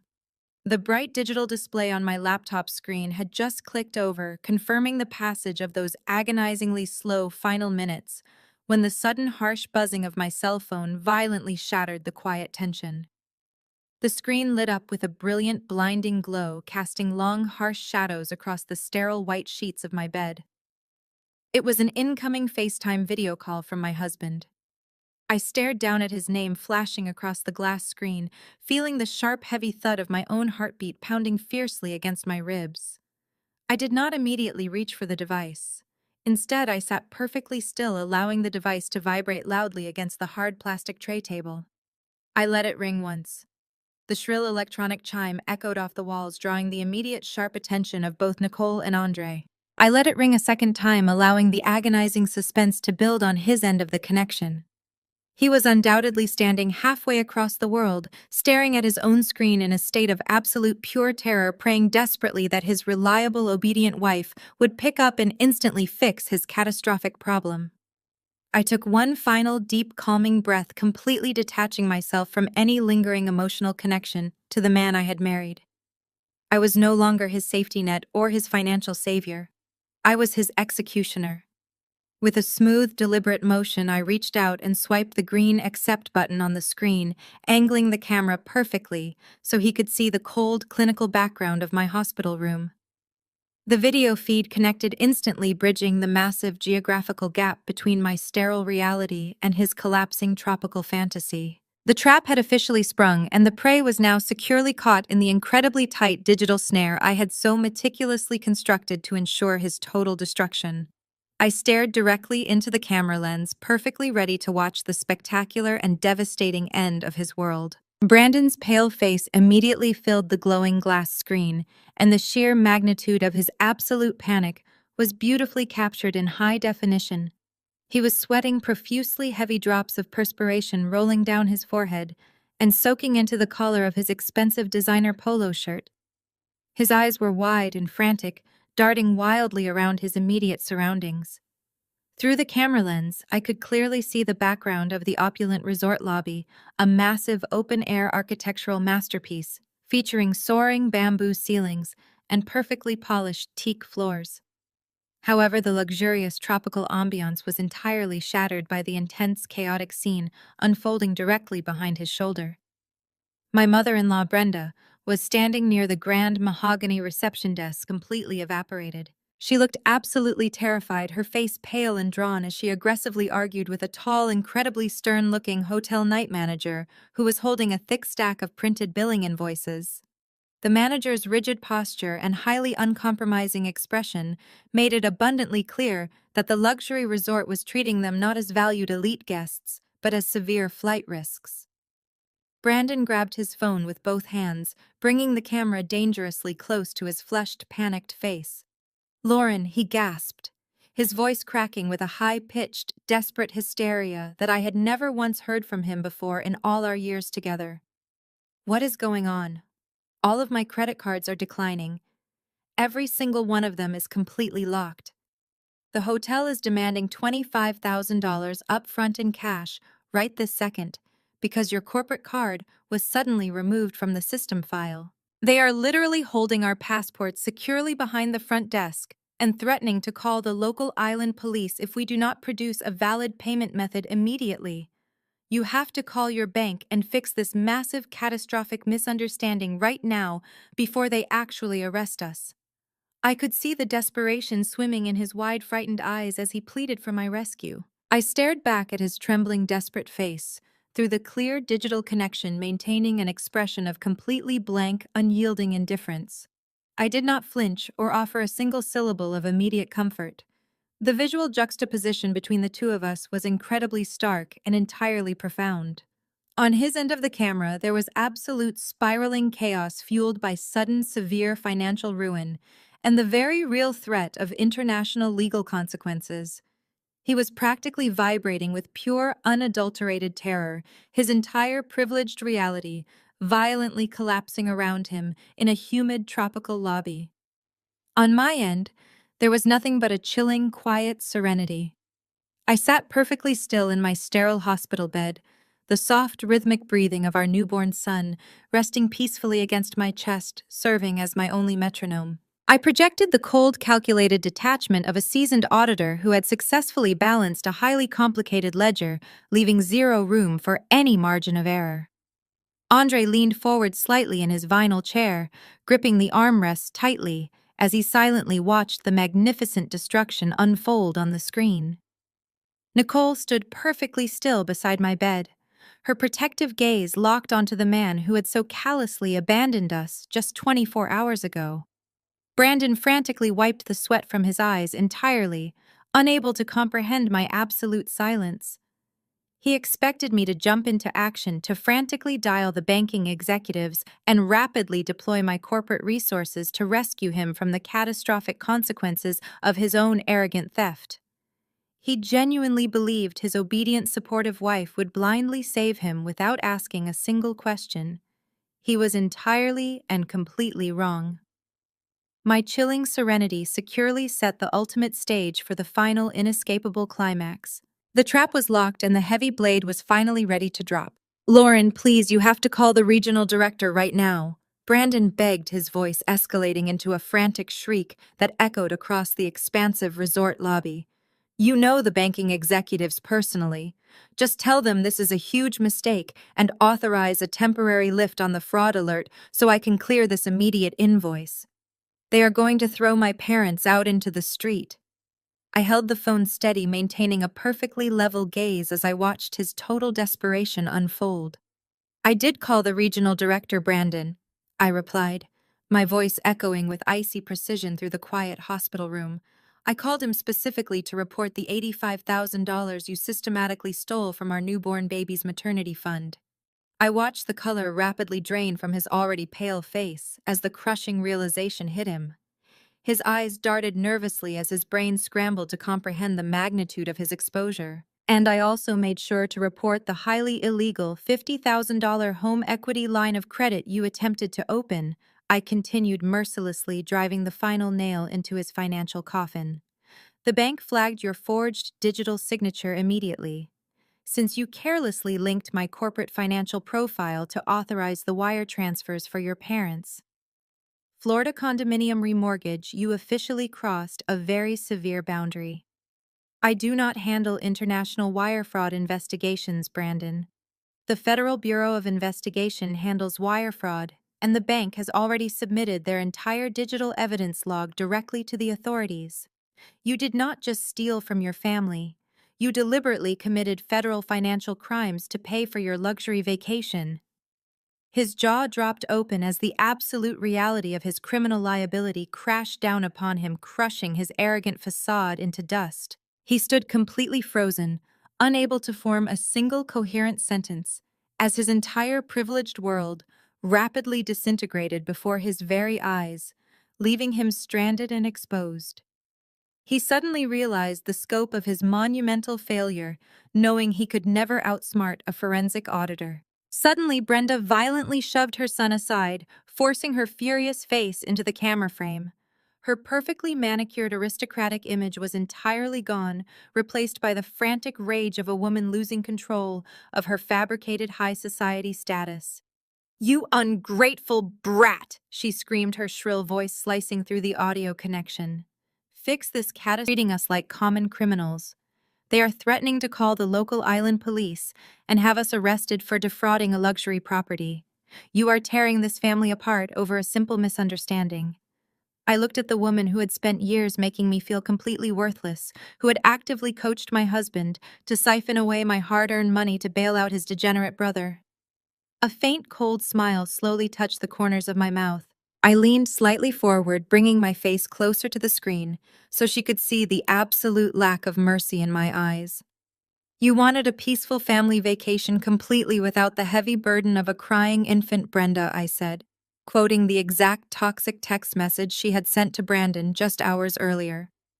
You specifically said this trip was exactly what you needed to relax before dealing with my constant complaining. Well, you got exactly what you wanted. You are absolutely free from my presence and entirely free from your grandson. Enjoy your perfect tropical paradise. I watched Brenda gasp for air, completely stunned that I had read her private, vicious messages. Her mouth opened and closed, but no words came out as the sheer horror of her exposed manipulation rendered her completely speechless.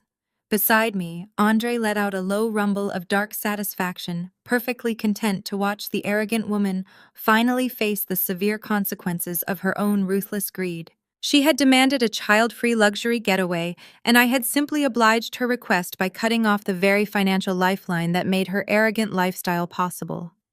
She was permanently trapped in her own shallow nightmare. Brandon shoved his mother out of the view of the camera, desperately reclaiming the screen. His previous arrogant demeanor had entirely dissolved into pure, pathetic begging. "Lauren, please. You cannot just leave us completely stranded out here in the middle of the ocean," he pleaded, tears actually welling up in his terrified eyes. "The international airline concierge just informed us that our return tickets are completely invalid because you revoked the corporate mileage account. We literally have absolutely no money, no working credit cards, and no valid flights home. How are we supposed to get back to the United States?" I looked at the coward I had mistakenly married, the man who had willingly walked out the front door while I was collapsing from the blinding pain of labor, just so he could drink cocktails on a white sand beach. He wanted me to save him from the exact situation he had meticulously engineered through his own fraud and deception. I felt no pity, no remorse, and absolutely no lingering affection for the pathetic fraudster crying on the screen. "You wanted to prioritize a luxury family vacation over the birth of your only son?" I stated clearly, my voice echoing with an absolute chilling finality. "That is the price you pay." Without waiting for another useless excuse or frantic apology, I firmly pressed the red button, ending the video call instantly. The hospital room returned to its profound, peaceful quiet. I immediately opened my phone settings and permanently blocked Brandon, Brenda, and Gary from ever contacting my number again. I locked the device and placed it face down on the tray table. The heavy blade had completely severed his lifeline forever, securing my absolute freedom from their toxic grasp. The immediate fallout of their tropical exile was broadcast directly to us through a series of frantic voicemails left on Andre's cell phone and highly public social media meltdowns. Since I had permanently blocked their numbers, Brandon desperately tried to reach my brother-in-law, hoping Andre would somehow intervene. Andre placed his phone on the hospital tray table and played the audio messages out loud for Nicole and me to hear. The first voicemail captured the sheer chaotic indignity of their eviction from the $2,000 a night overwater presidential villa.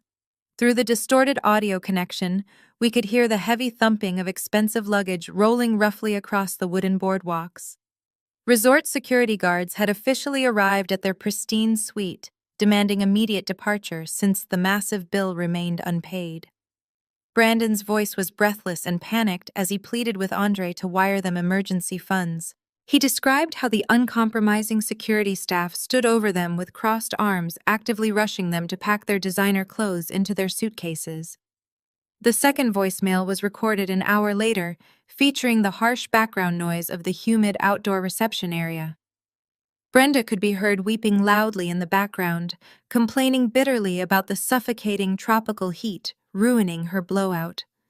They had been aggressively escorted out of their air-conditioned paradise and forcefully deposited into the open-air lobby. Brandon begged Andre to explain why I was doing this to them, claiming they were completely stranded in paradise with absolutely no access to food or basic amenities.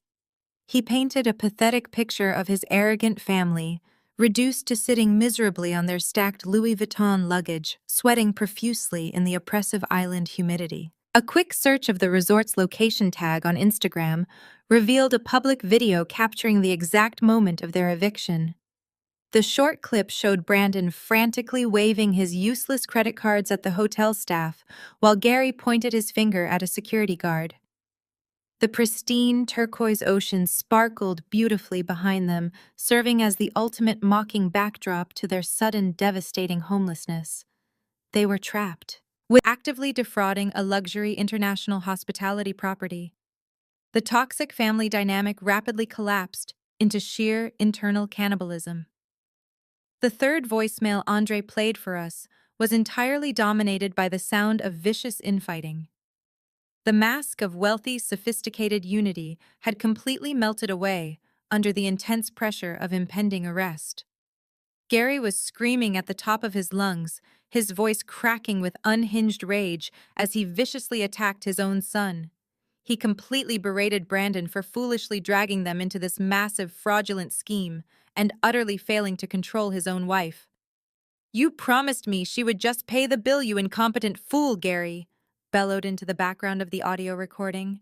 "I remortgaged my only retirement home for this disaster, and now I am going to end up in a foreign prison because of your absolute stupidity." Brenda immediately jumped into the fray, but instead of defending her golden child, she aggressively turned her venomous panic directly onto her husband.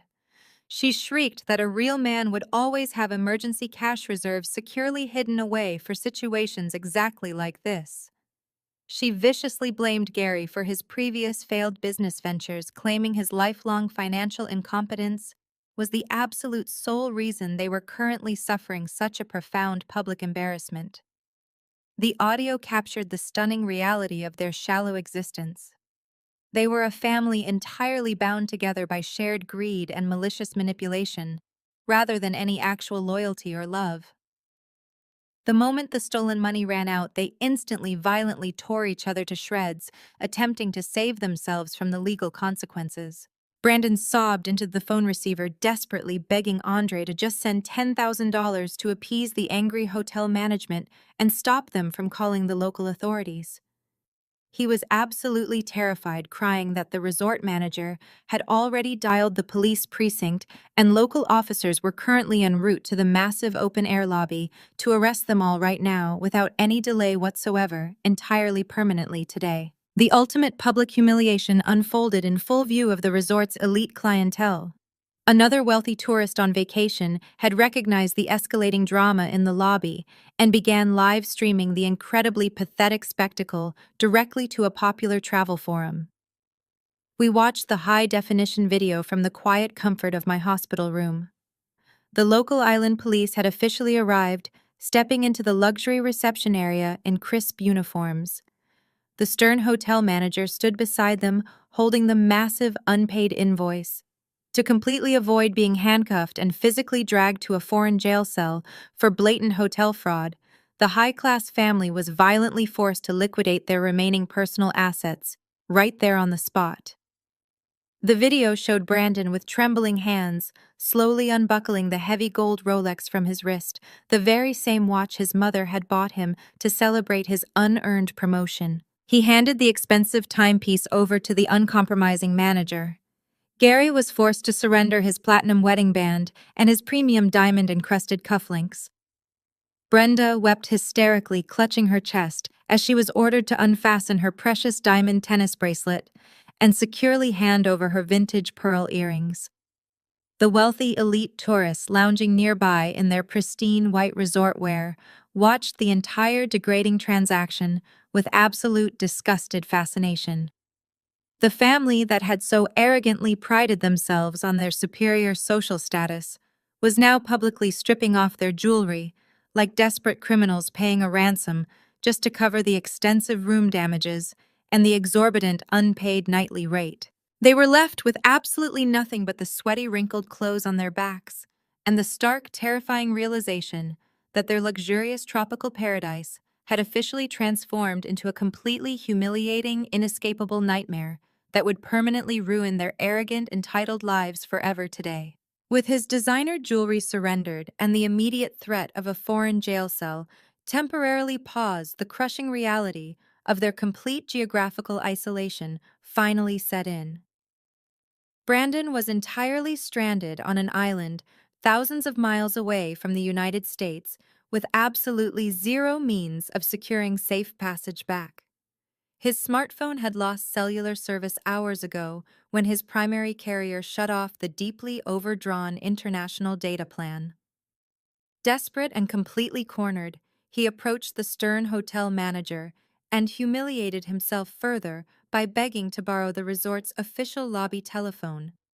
He needed to make one highly urgent international call to his commercial real estate firm. He dialed the direct private extension of the vice president of operations, praying the senior executive was still in the office during the late afternoon hours back in the States. The line clicked and the familiar gruff voice answered.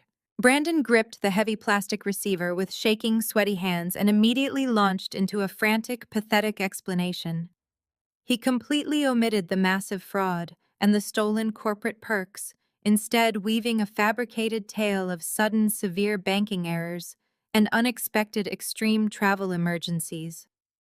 He begged his boss for an immediate emergency salary advance, pleading for the company to urgently wire enough corporate funds to purchase 3 basic economy tickets home.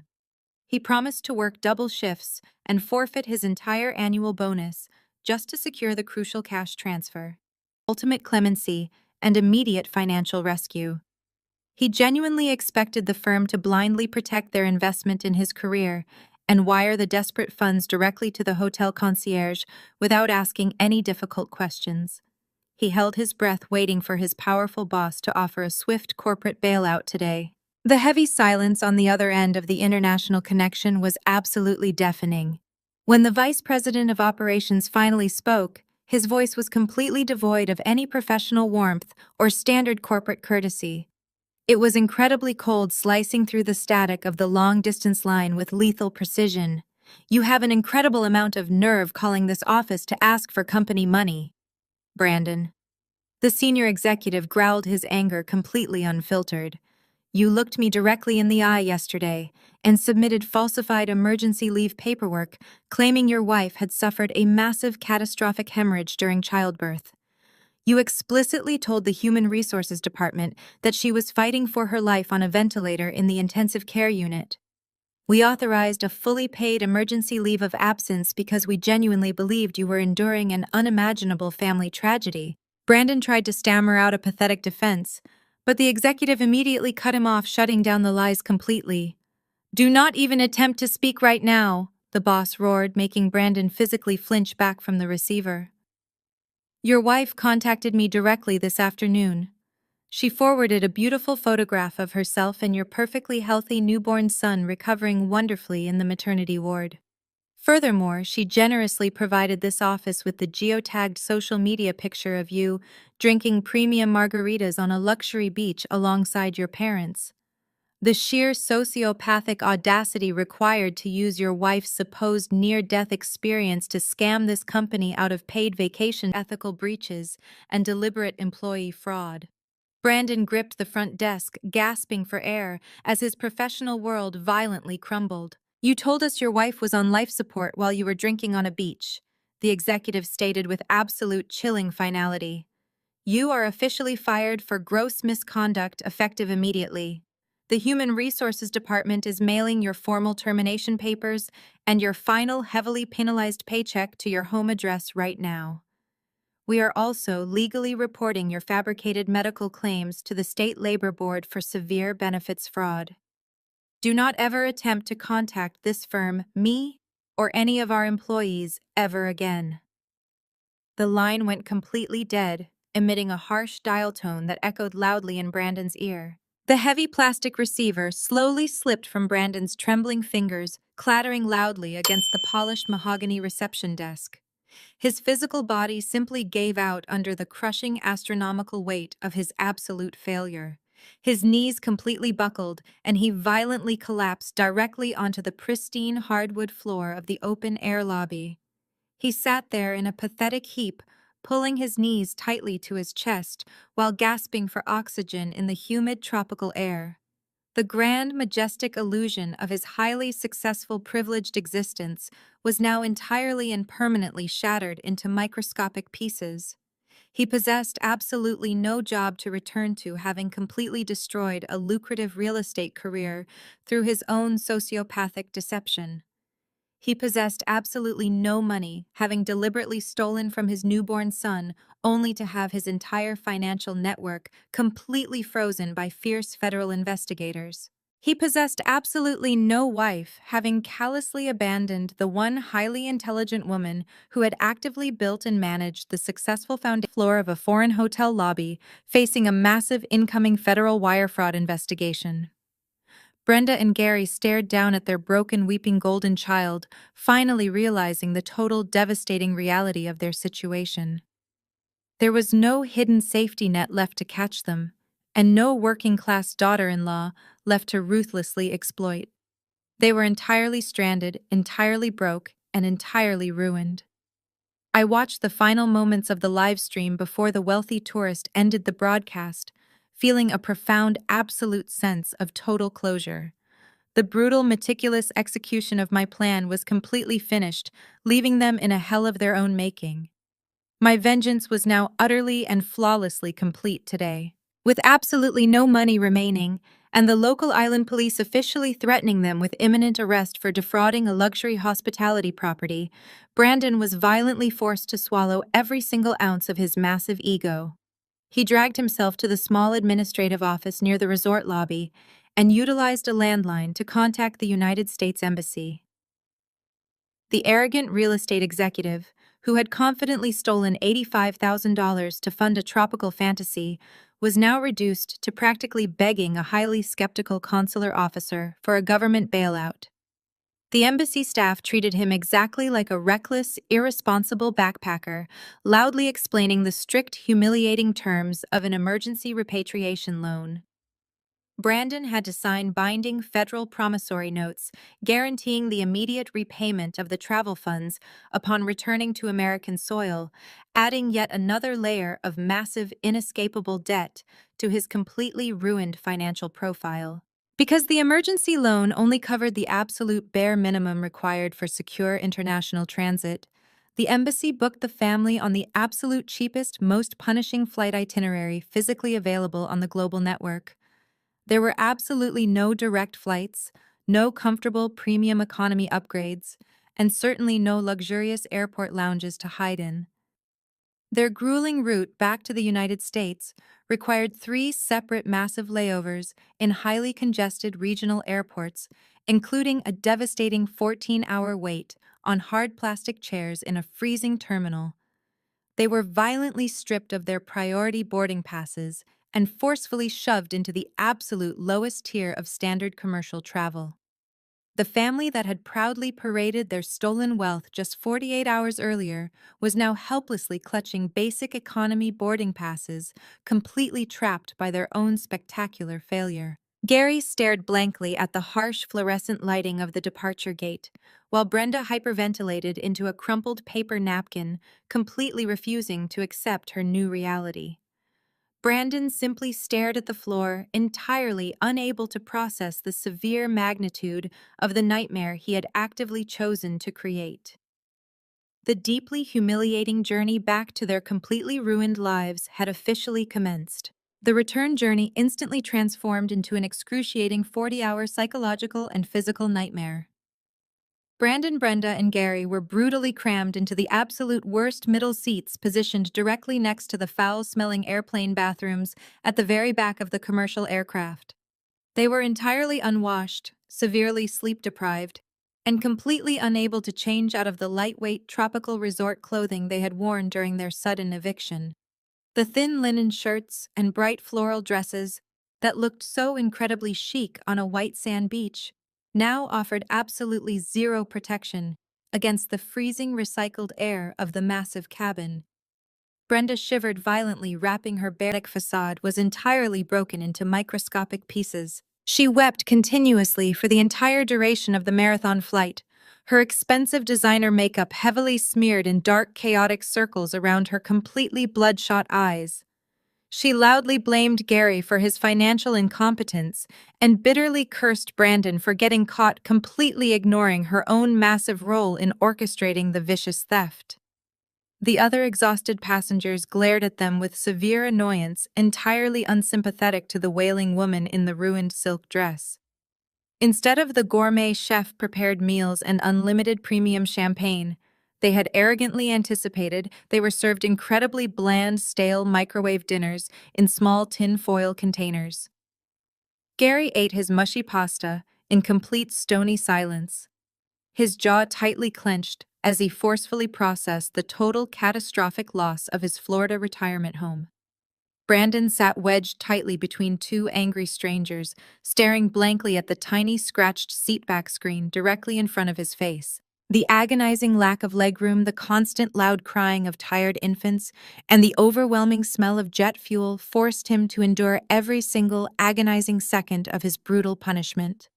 Every sudden bout of severe turbulence served as a sharp physical reminder of his absolute total failure and the massive legal storm waiting back home. When the heavy landing gear finally slammed against the concrete runway in the United States, the physical impact jolted the severely exhausted family back to stark, harsh reality. They slowly stumbled through the busy international arrivals terminal, completely drained of all their previous arrogant entitlement. They possessed absolutely no money for a private luxury car service, forcing them to explicitly rely on a cheap public shuttle bus to transport them back to the quiet, wealthy suburbs. They were utterly broke, physically filthy, and completely furious at the devastating turn of events. However, despite facing total financial ruin and severe incoming federal investigations, Brandon still stubbornly clung to a massive, deeply ingrained delusion. As he stared out the dirty window of the moving shuttle bus, his arrogant mind immediately began formulating a pathetic manipulation strategy. He genuinely convinced himself that he could simply walk right back into the pristine marital house he had recently tried to exploit and easily charm his way out of the massive disaster. He firmly believed that Lauren, having just delivered their newborn son, would be incredibly vulnerable, desperately lonely, and eagerly waiting for his return. He planned to walk straight through the front door, drop heavily to his knees, and deliver a highly practiced fake apology, completely blaming his mother for the entire illegal financial scheme. In his incredibly twisted sociopathic logic, he assumed his forgiving wife would immediately lift the severe banking restrictions and flawlessly restore his completely comfortable, privileged life. He truly thought his status as the father of her child granted him absolute permanent immunity from severe legal consequences. He fully expected to peacefully sleep in his own warm bed tonight, entirely oblivious to the massive, heavily armed welcome committee actively waiting for him on the other side of his front door. Brandon stepped off the cheap public shuttle at the edge of our pristine suburban neighborhood, dragging his heavy designer suitcase behind him. His parents had remained on the bus, heading toward their own impending disaster, but Brandon walked briskly down the familiar tree-lined street with a renewed sense of arrogant purpose. As he approached the manicured front lawn of the marital house he had so recently attempted to leverage, he completely adjusted his wrinkled collar and practiced his most charmingly pathetic facial expression. He walked up the concrete driveway, fully anticipating a tearful reunion where he would expertly manipulate my postpartum vulnerability to regain absolute control of his comfortable life. He took a deep breath. He confidently stepped onto the front porch and reached for the sleek electronic smart lock mounted on the heavy oak door. He casually punched in his standard 4-digit security code, expecting the familiar mechanical click of the deadbolt releasing. Instead, the keypad emitted a harsh, loud beep and flashed a brilliant warning red. Frowning in sudden massive annoyance, he tried his secondary backup code, assuming the digital system was simply experiencing a temporary network error. The keypad flashed bright red a second time, completely denying him entry to his own home. A flash of hot, irrational anger instantly replaced his manufactured remorse. He genuinely believed I was simply throwing a petty, childish tantrum by temporarily locking him out to punish him for the luxury vacation. He absolutely refused to accept that his domestic access had been permanently, securely revoked. He balled his hand into a tight fist and began aggressively pounding on the thick wooden door, shouting my name loud enough for the entire quiet neighborhood to clearly hear. He demanded that I open the door immediately and stop playing foolish emotional games, completely unaware that every single strike of his fist against the wood was being securely recorded by the brand new high-definition security cameras installed just yesterday to guarantee my absolute protection. The heavy wooden door finally swung inward violently, breaking his rhythm of aggressive pounding. Brandon instantly dropped his raised fist and opened his mouth, perfectly prepared to deliver his highly rehearsed fake apology directly to his emotionally fragile wife. The manipulative words died in staring directly into the massive, unyielding chest of my brother-in-law. Andre stood firmly, squarely in the center of the doorway, his imposing 6'3" frame completely blocking any unauthorized entry into my secure sanctuary. His dark eyes locked onto Brandon with an absolute chilling intensity, radiating a fierce physical protectiveness that made the cowardly real estate manager instinctively take a trembling step backward. Andre slowly stepped slightly to the side, silently revealing the massive, devastating reality of the terrifying welcome committee actively waiting inside the bright hallway. Flanking Andre on the left stood the impeccably dressed, notoriously ruthless, high-asset divorce attorney I had officially retained at the hospital. The legal shark wore a razor-sharp custom suit and held a remarkably thick stack of official legal documents tightly in his hands, projecting an aura of absolute, uncompromising destruction. The true nightmare for Brandon, however, stood directly behind the formidable lawyer. Positioned clearly inside the grand foyer of his former home were two fully uniformed, heavily armed city police officers. The officers stood with their hands resting casually near their dark utility belts, their professional expressions completely stern and highly observant. The sheer overwhelming magnitude of the severe legal ambush violently crashed down upon Brandon, paralyzing him entirely on the concrete front porch. He could not breathe. The pathetic, arrogant illusion that he could simply talk his way out of federal financial crimes and malicious marital theft evaporated instantly in the cold afternoon air. He was completely surrounded, absolutely outmatched, and totally cornered by a specialized strike team perfectly designed to systematically execute his absolute permanent ruin. The two police officers stepped forward decisively, completely closing the short distance between the foyer and the paralyzed man standing on the concrete porch. They officially confirmed his legal identity before forcefully handing him a thick sealed manila envelope. The officer clearly stated that he was being officially served with a formal summons regarding severe federal financial fraud and aggravated identity theft directly related to the unauthorized domestic banking wires. Before Brandon could even physically process the massive criminal charges securely resting in his trembling hands, the ruthless divorce attorney immediately stepped forward to deliver the second devastating blow.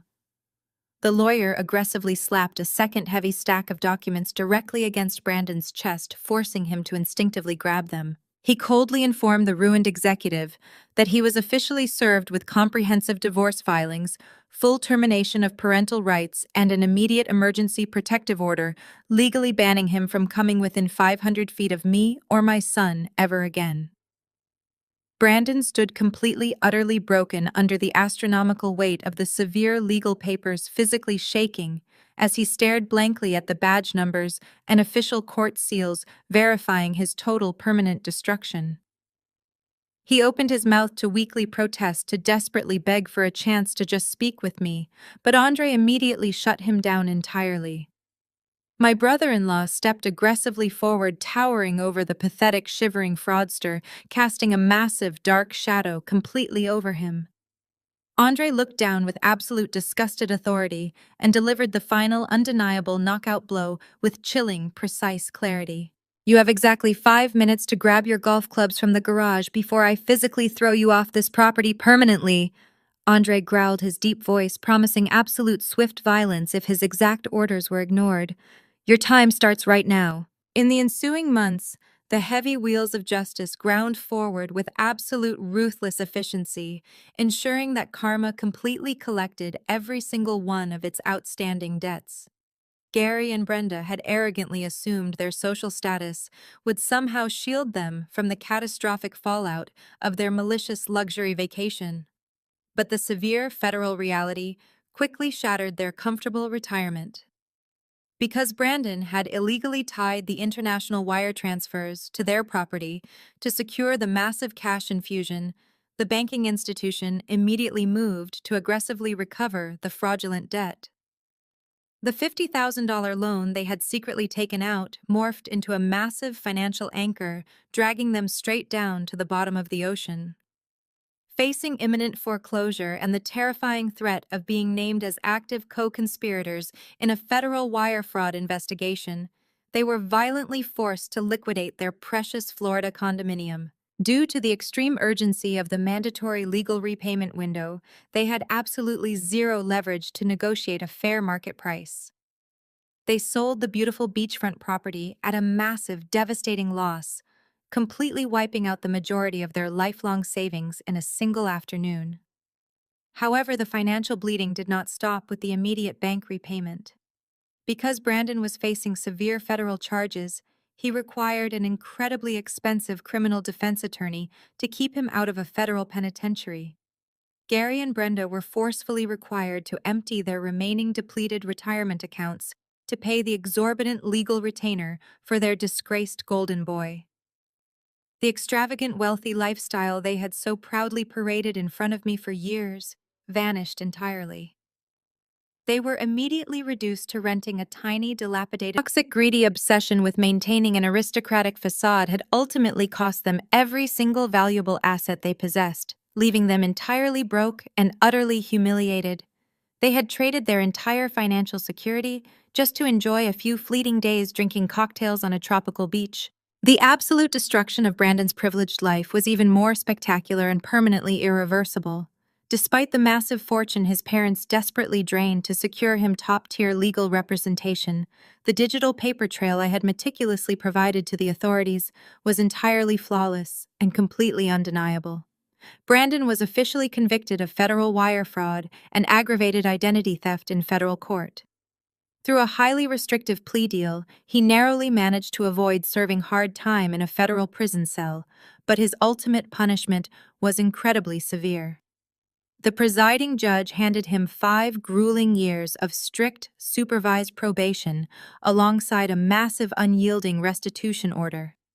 More devastatingly, the felony conviction branded him permanently, entirely obliterating his professional future. The strict regulatory boards permanently revoked his real estate licenses and explicitly banned him from ever working in any capacity within the financial or property management sectors, ever again. The arrogant project manager who used to proudly wear expensive tailored suits and loudly brag about his elite corporate connections was forcefully completely expelled from the corporate world. With zero professional references, a severe criminal background, and absolutely no marketable skills outside of the industry that aggressively banished him, Brandon was violently forced to accept the only employment he could physically secure. He now works the late-night drive-through window at a greasy local fast food restaurant wearing a cheap polyester uniform that smells permanently of stale cooking oil. He lives entirely alone in a cramped, incredibly noisy studio apartment located directly next to a busy commercial train track. The overwhelming burden of his court-ordered restitution payments ensures that almost every single dollar he earns is immediately garnished, leaving him with barely enough cash to buy basic, cheap groceries. His former wealthy colleagues completely abandoned him, refusing to even acknowledge his existence when he desperately begged them for small loans. The once arrogant golden boy had fallen completely from his high pedestal, violently crashing into a miserable, desolate reality he could never possibly escape.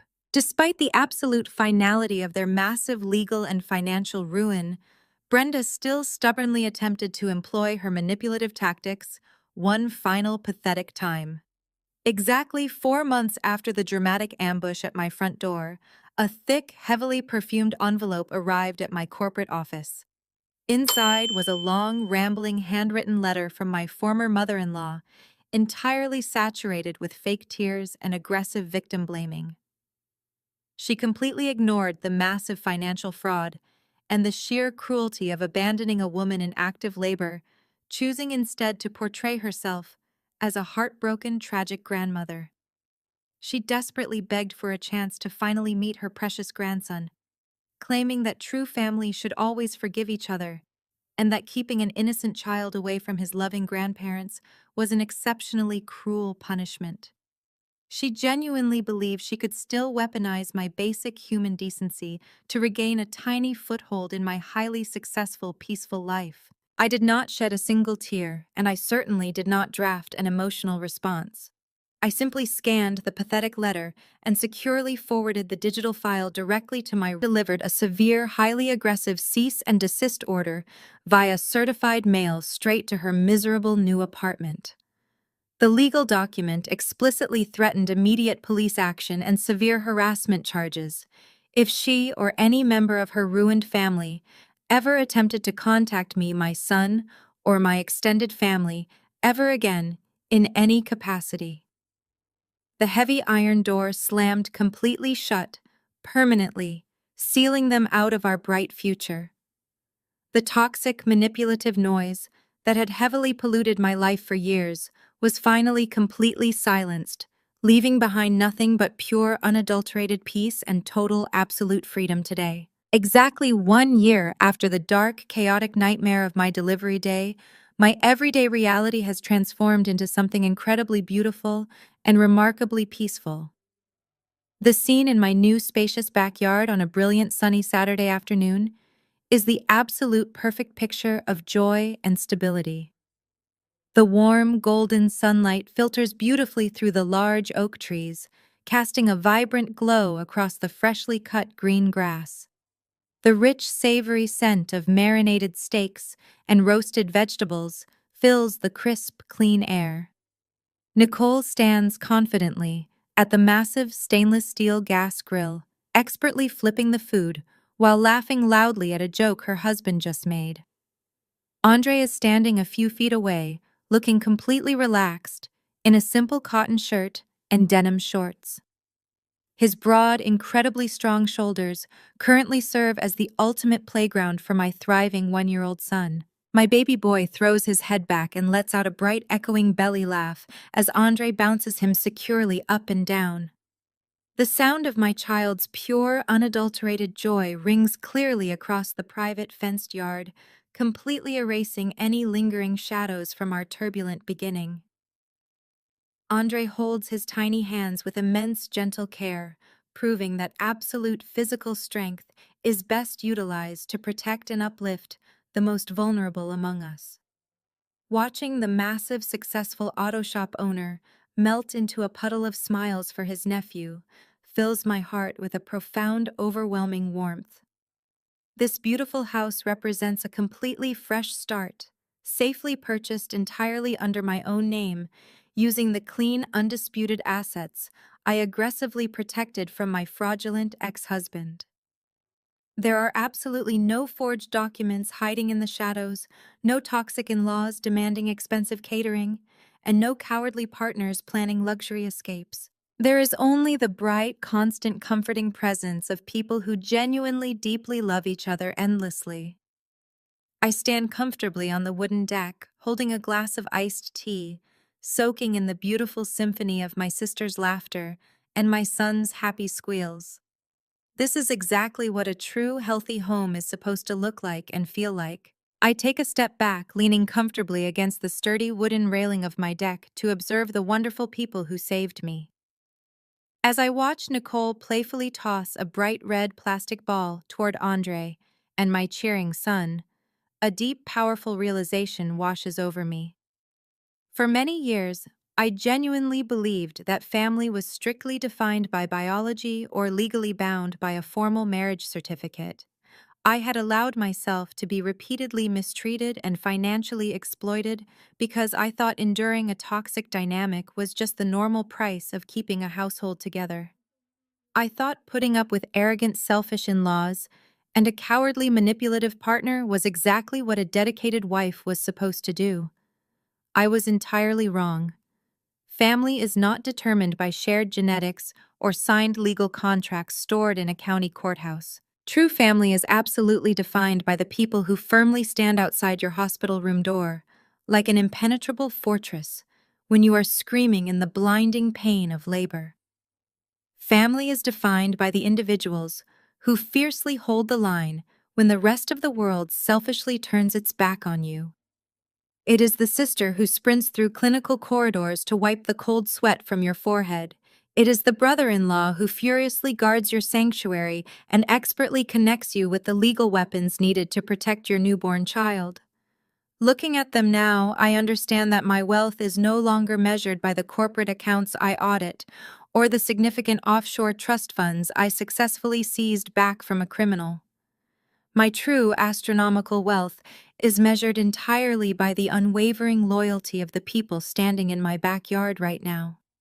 I have absolutely never felt richer, safer, or more deeply secure in my entire 33 years of existence. The severe betrayal that initially threatened to completely destroy my world actually served as the ultimate cleansing fire. It violently burned away the manipulative dead weight I had been blindly carrying and illuminated the solid gold foundation of the people who truly mattered.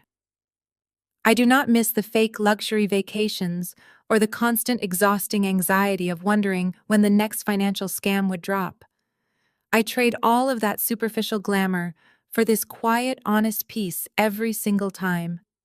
My son will grow up knowing exactly what real, genuine devotion looks like today. I take a final long sip of my sweet iced tea, stepping directly away from my entire journey, from that devastating labor ward to this peaceful, gorgeous backyard. My story is not just a tale of fierce financial retribution or a simple, satisfying lesson in strict corporate auditing. It is a fundamental, unwavering truth about establishing strict human boundaries and maintaining personal self-respect. They say a woman is at her most vulnerable right before she gives birth. But they always forget that when you violently push a mother into a corner, she does not just survive, she destroys the empire of anyone who tries to hurt her child. Brandon genuinely believed my pregnancy made me weak, pliant, and easily manipulated. He thought he could steal my hard-earned money, abandon me alone in my absolute darkest hour, and simply smile his way out of the severe federal consequences. Instead, he learned the agonizingly hard way that a woman actively protecting her family's financial future is the absolute most dangerous, unstoppable force on the entire planet. I successfully dismantled his entire arrogant, privileged life using nothing but the pure truth and the very digital evidence he carelessly left behind. Have you ever had to use cold, hard facts to shut down a toxic family member?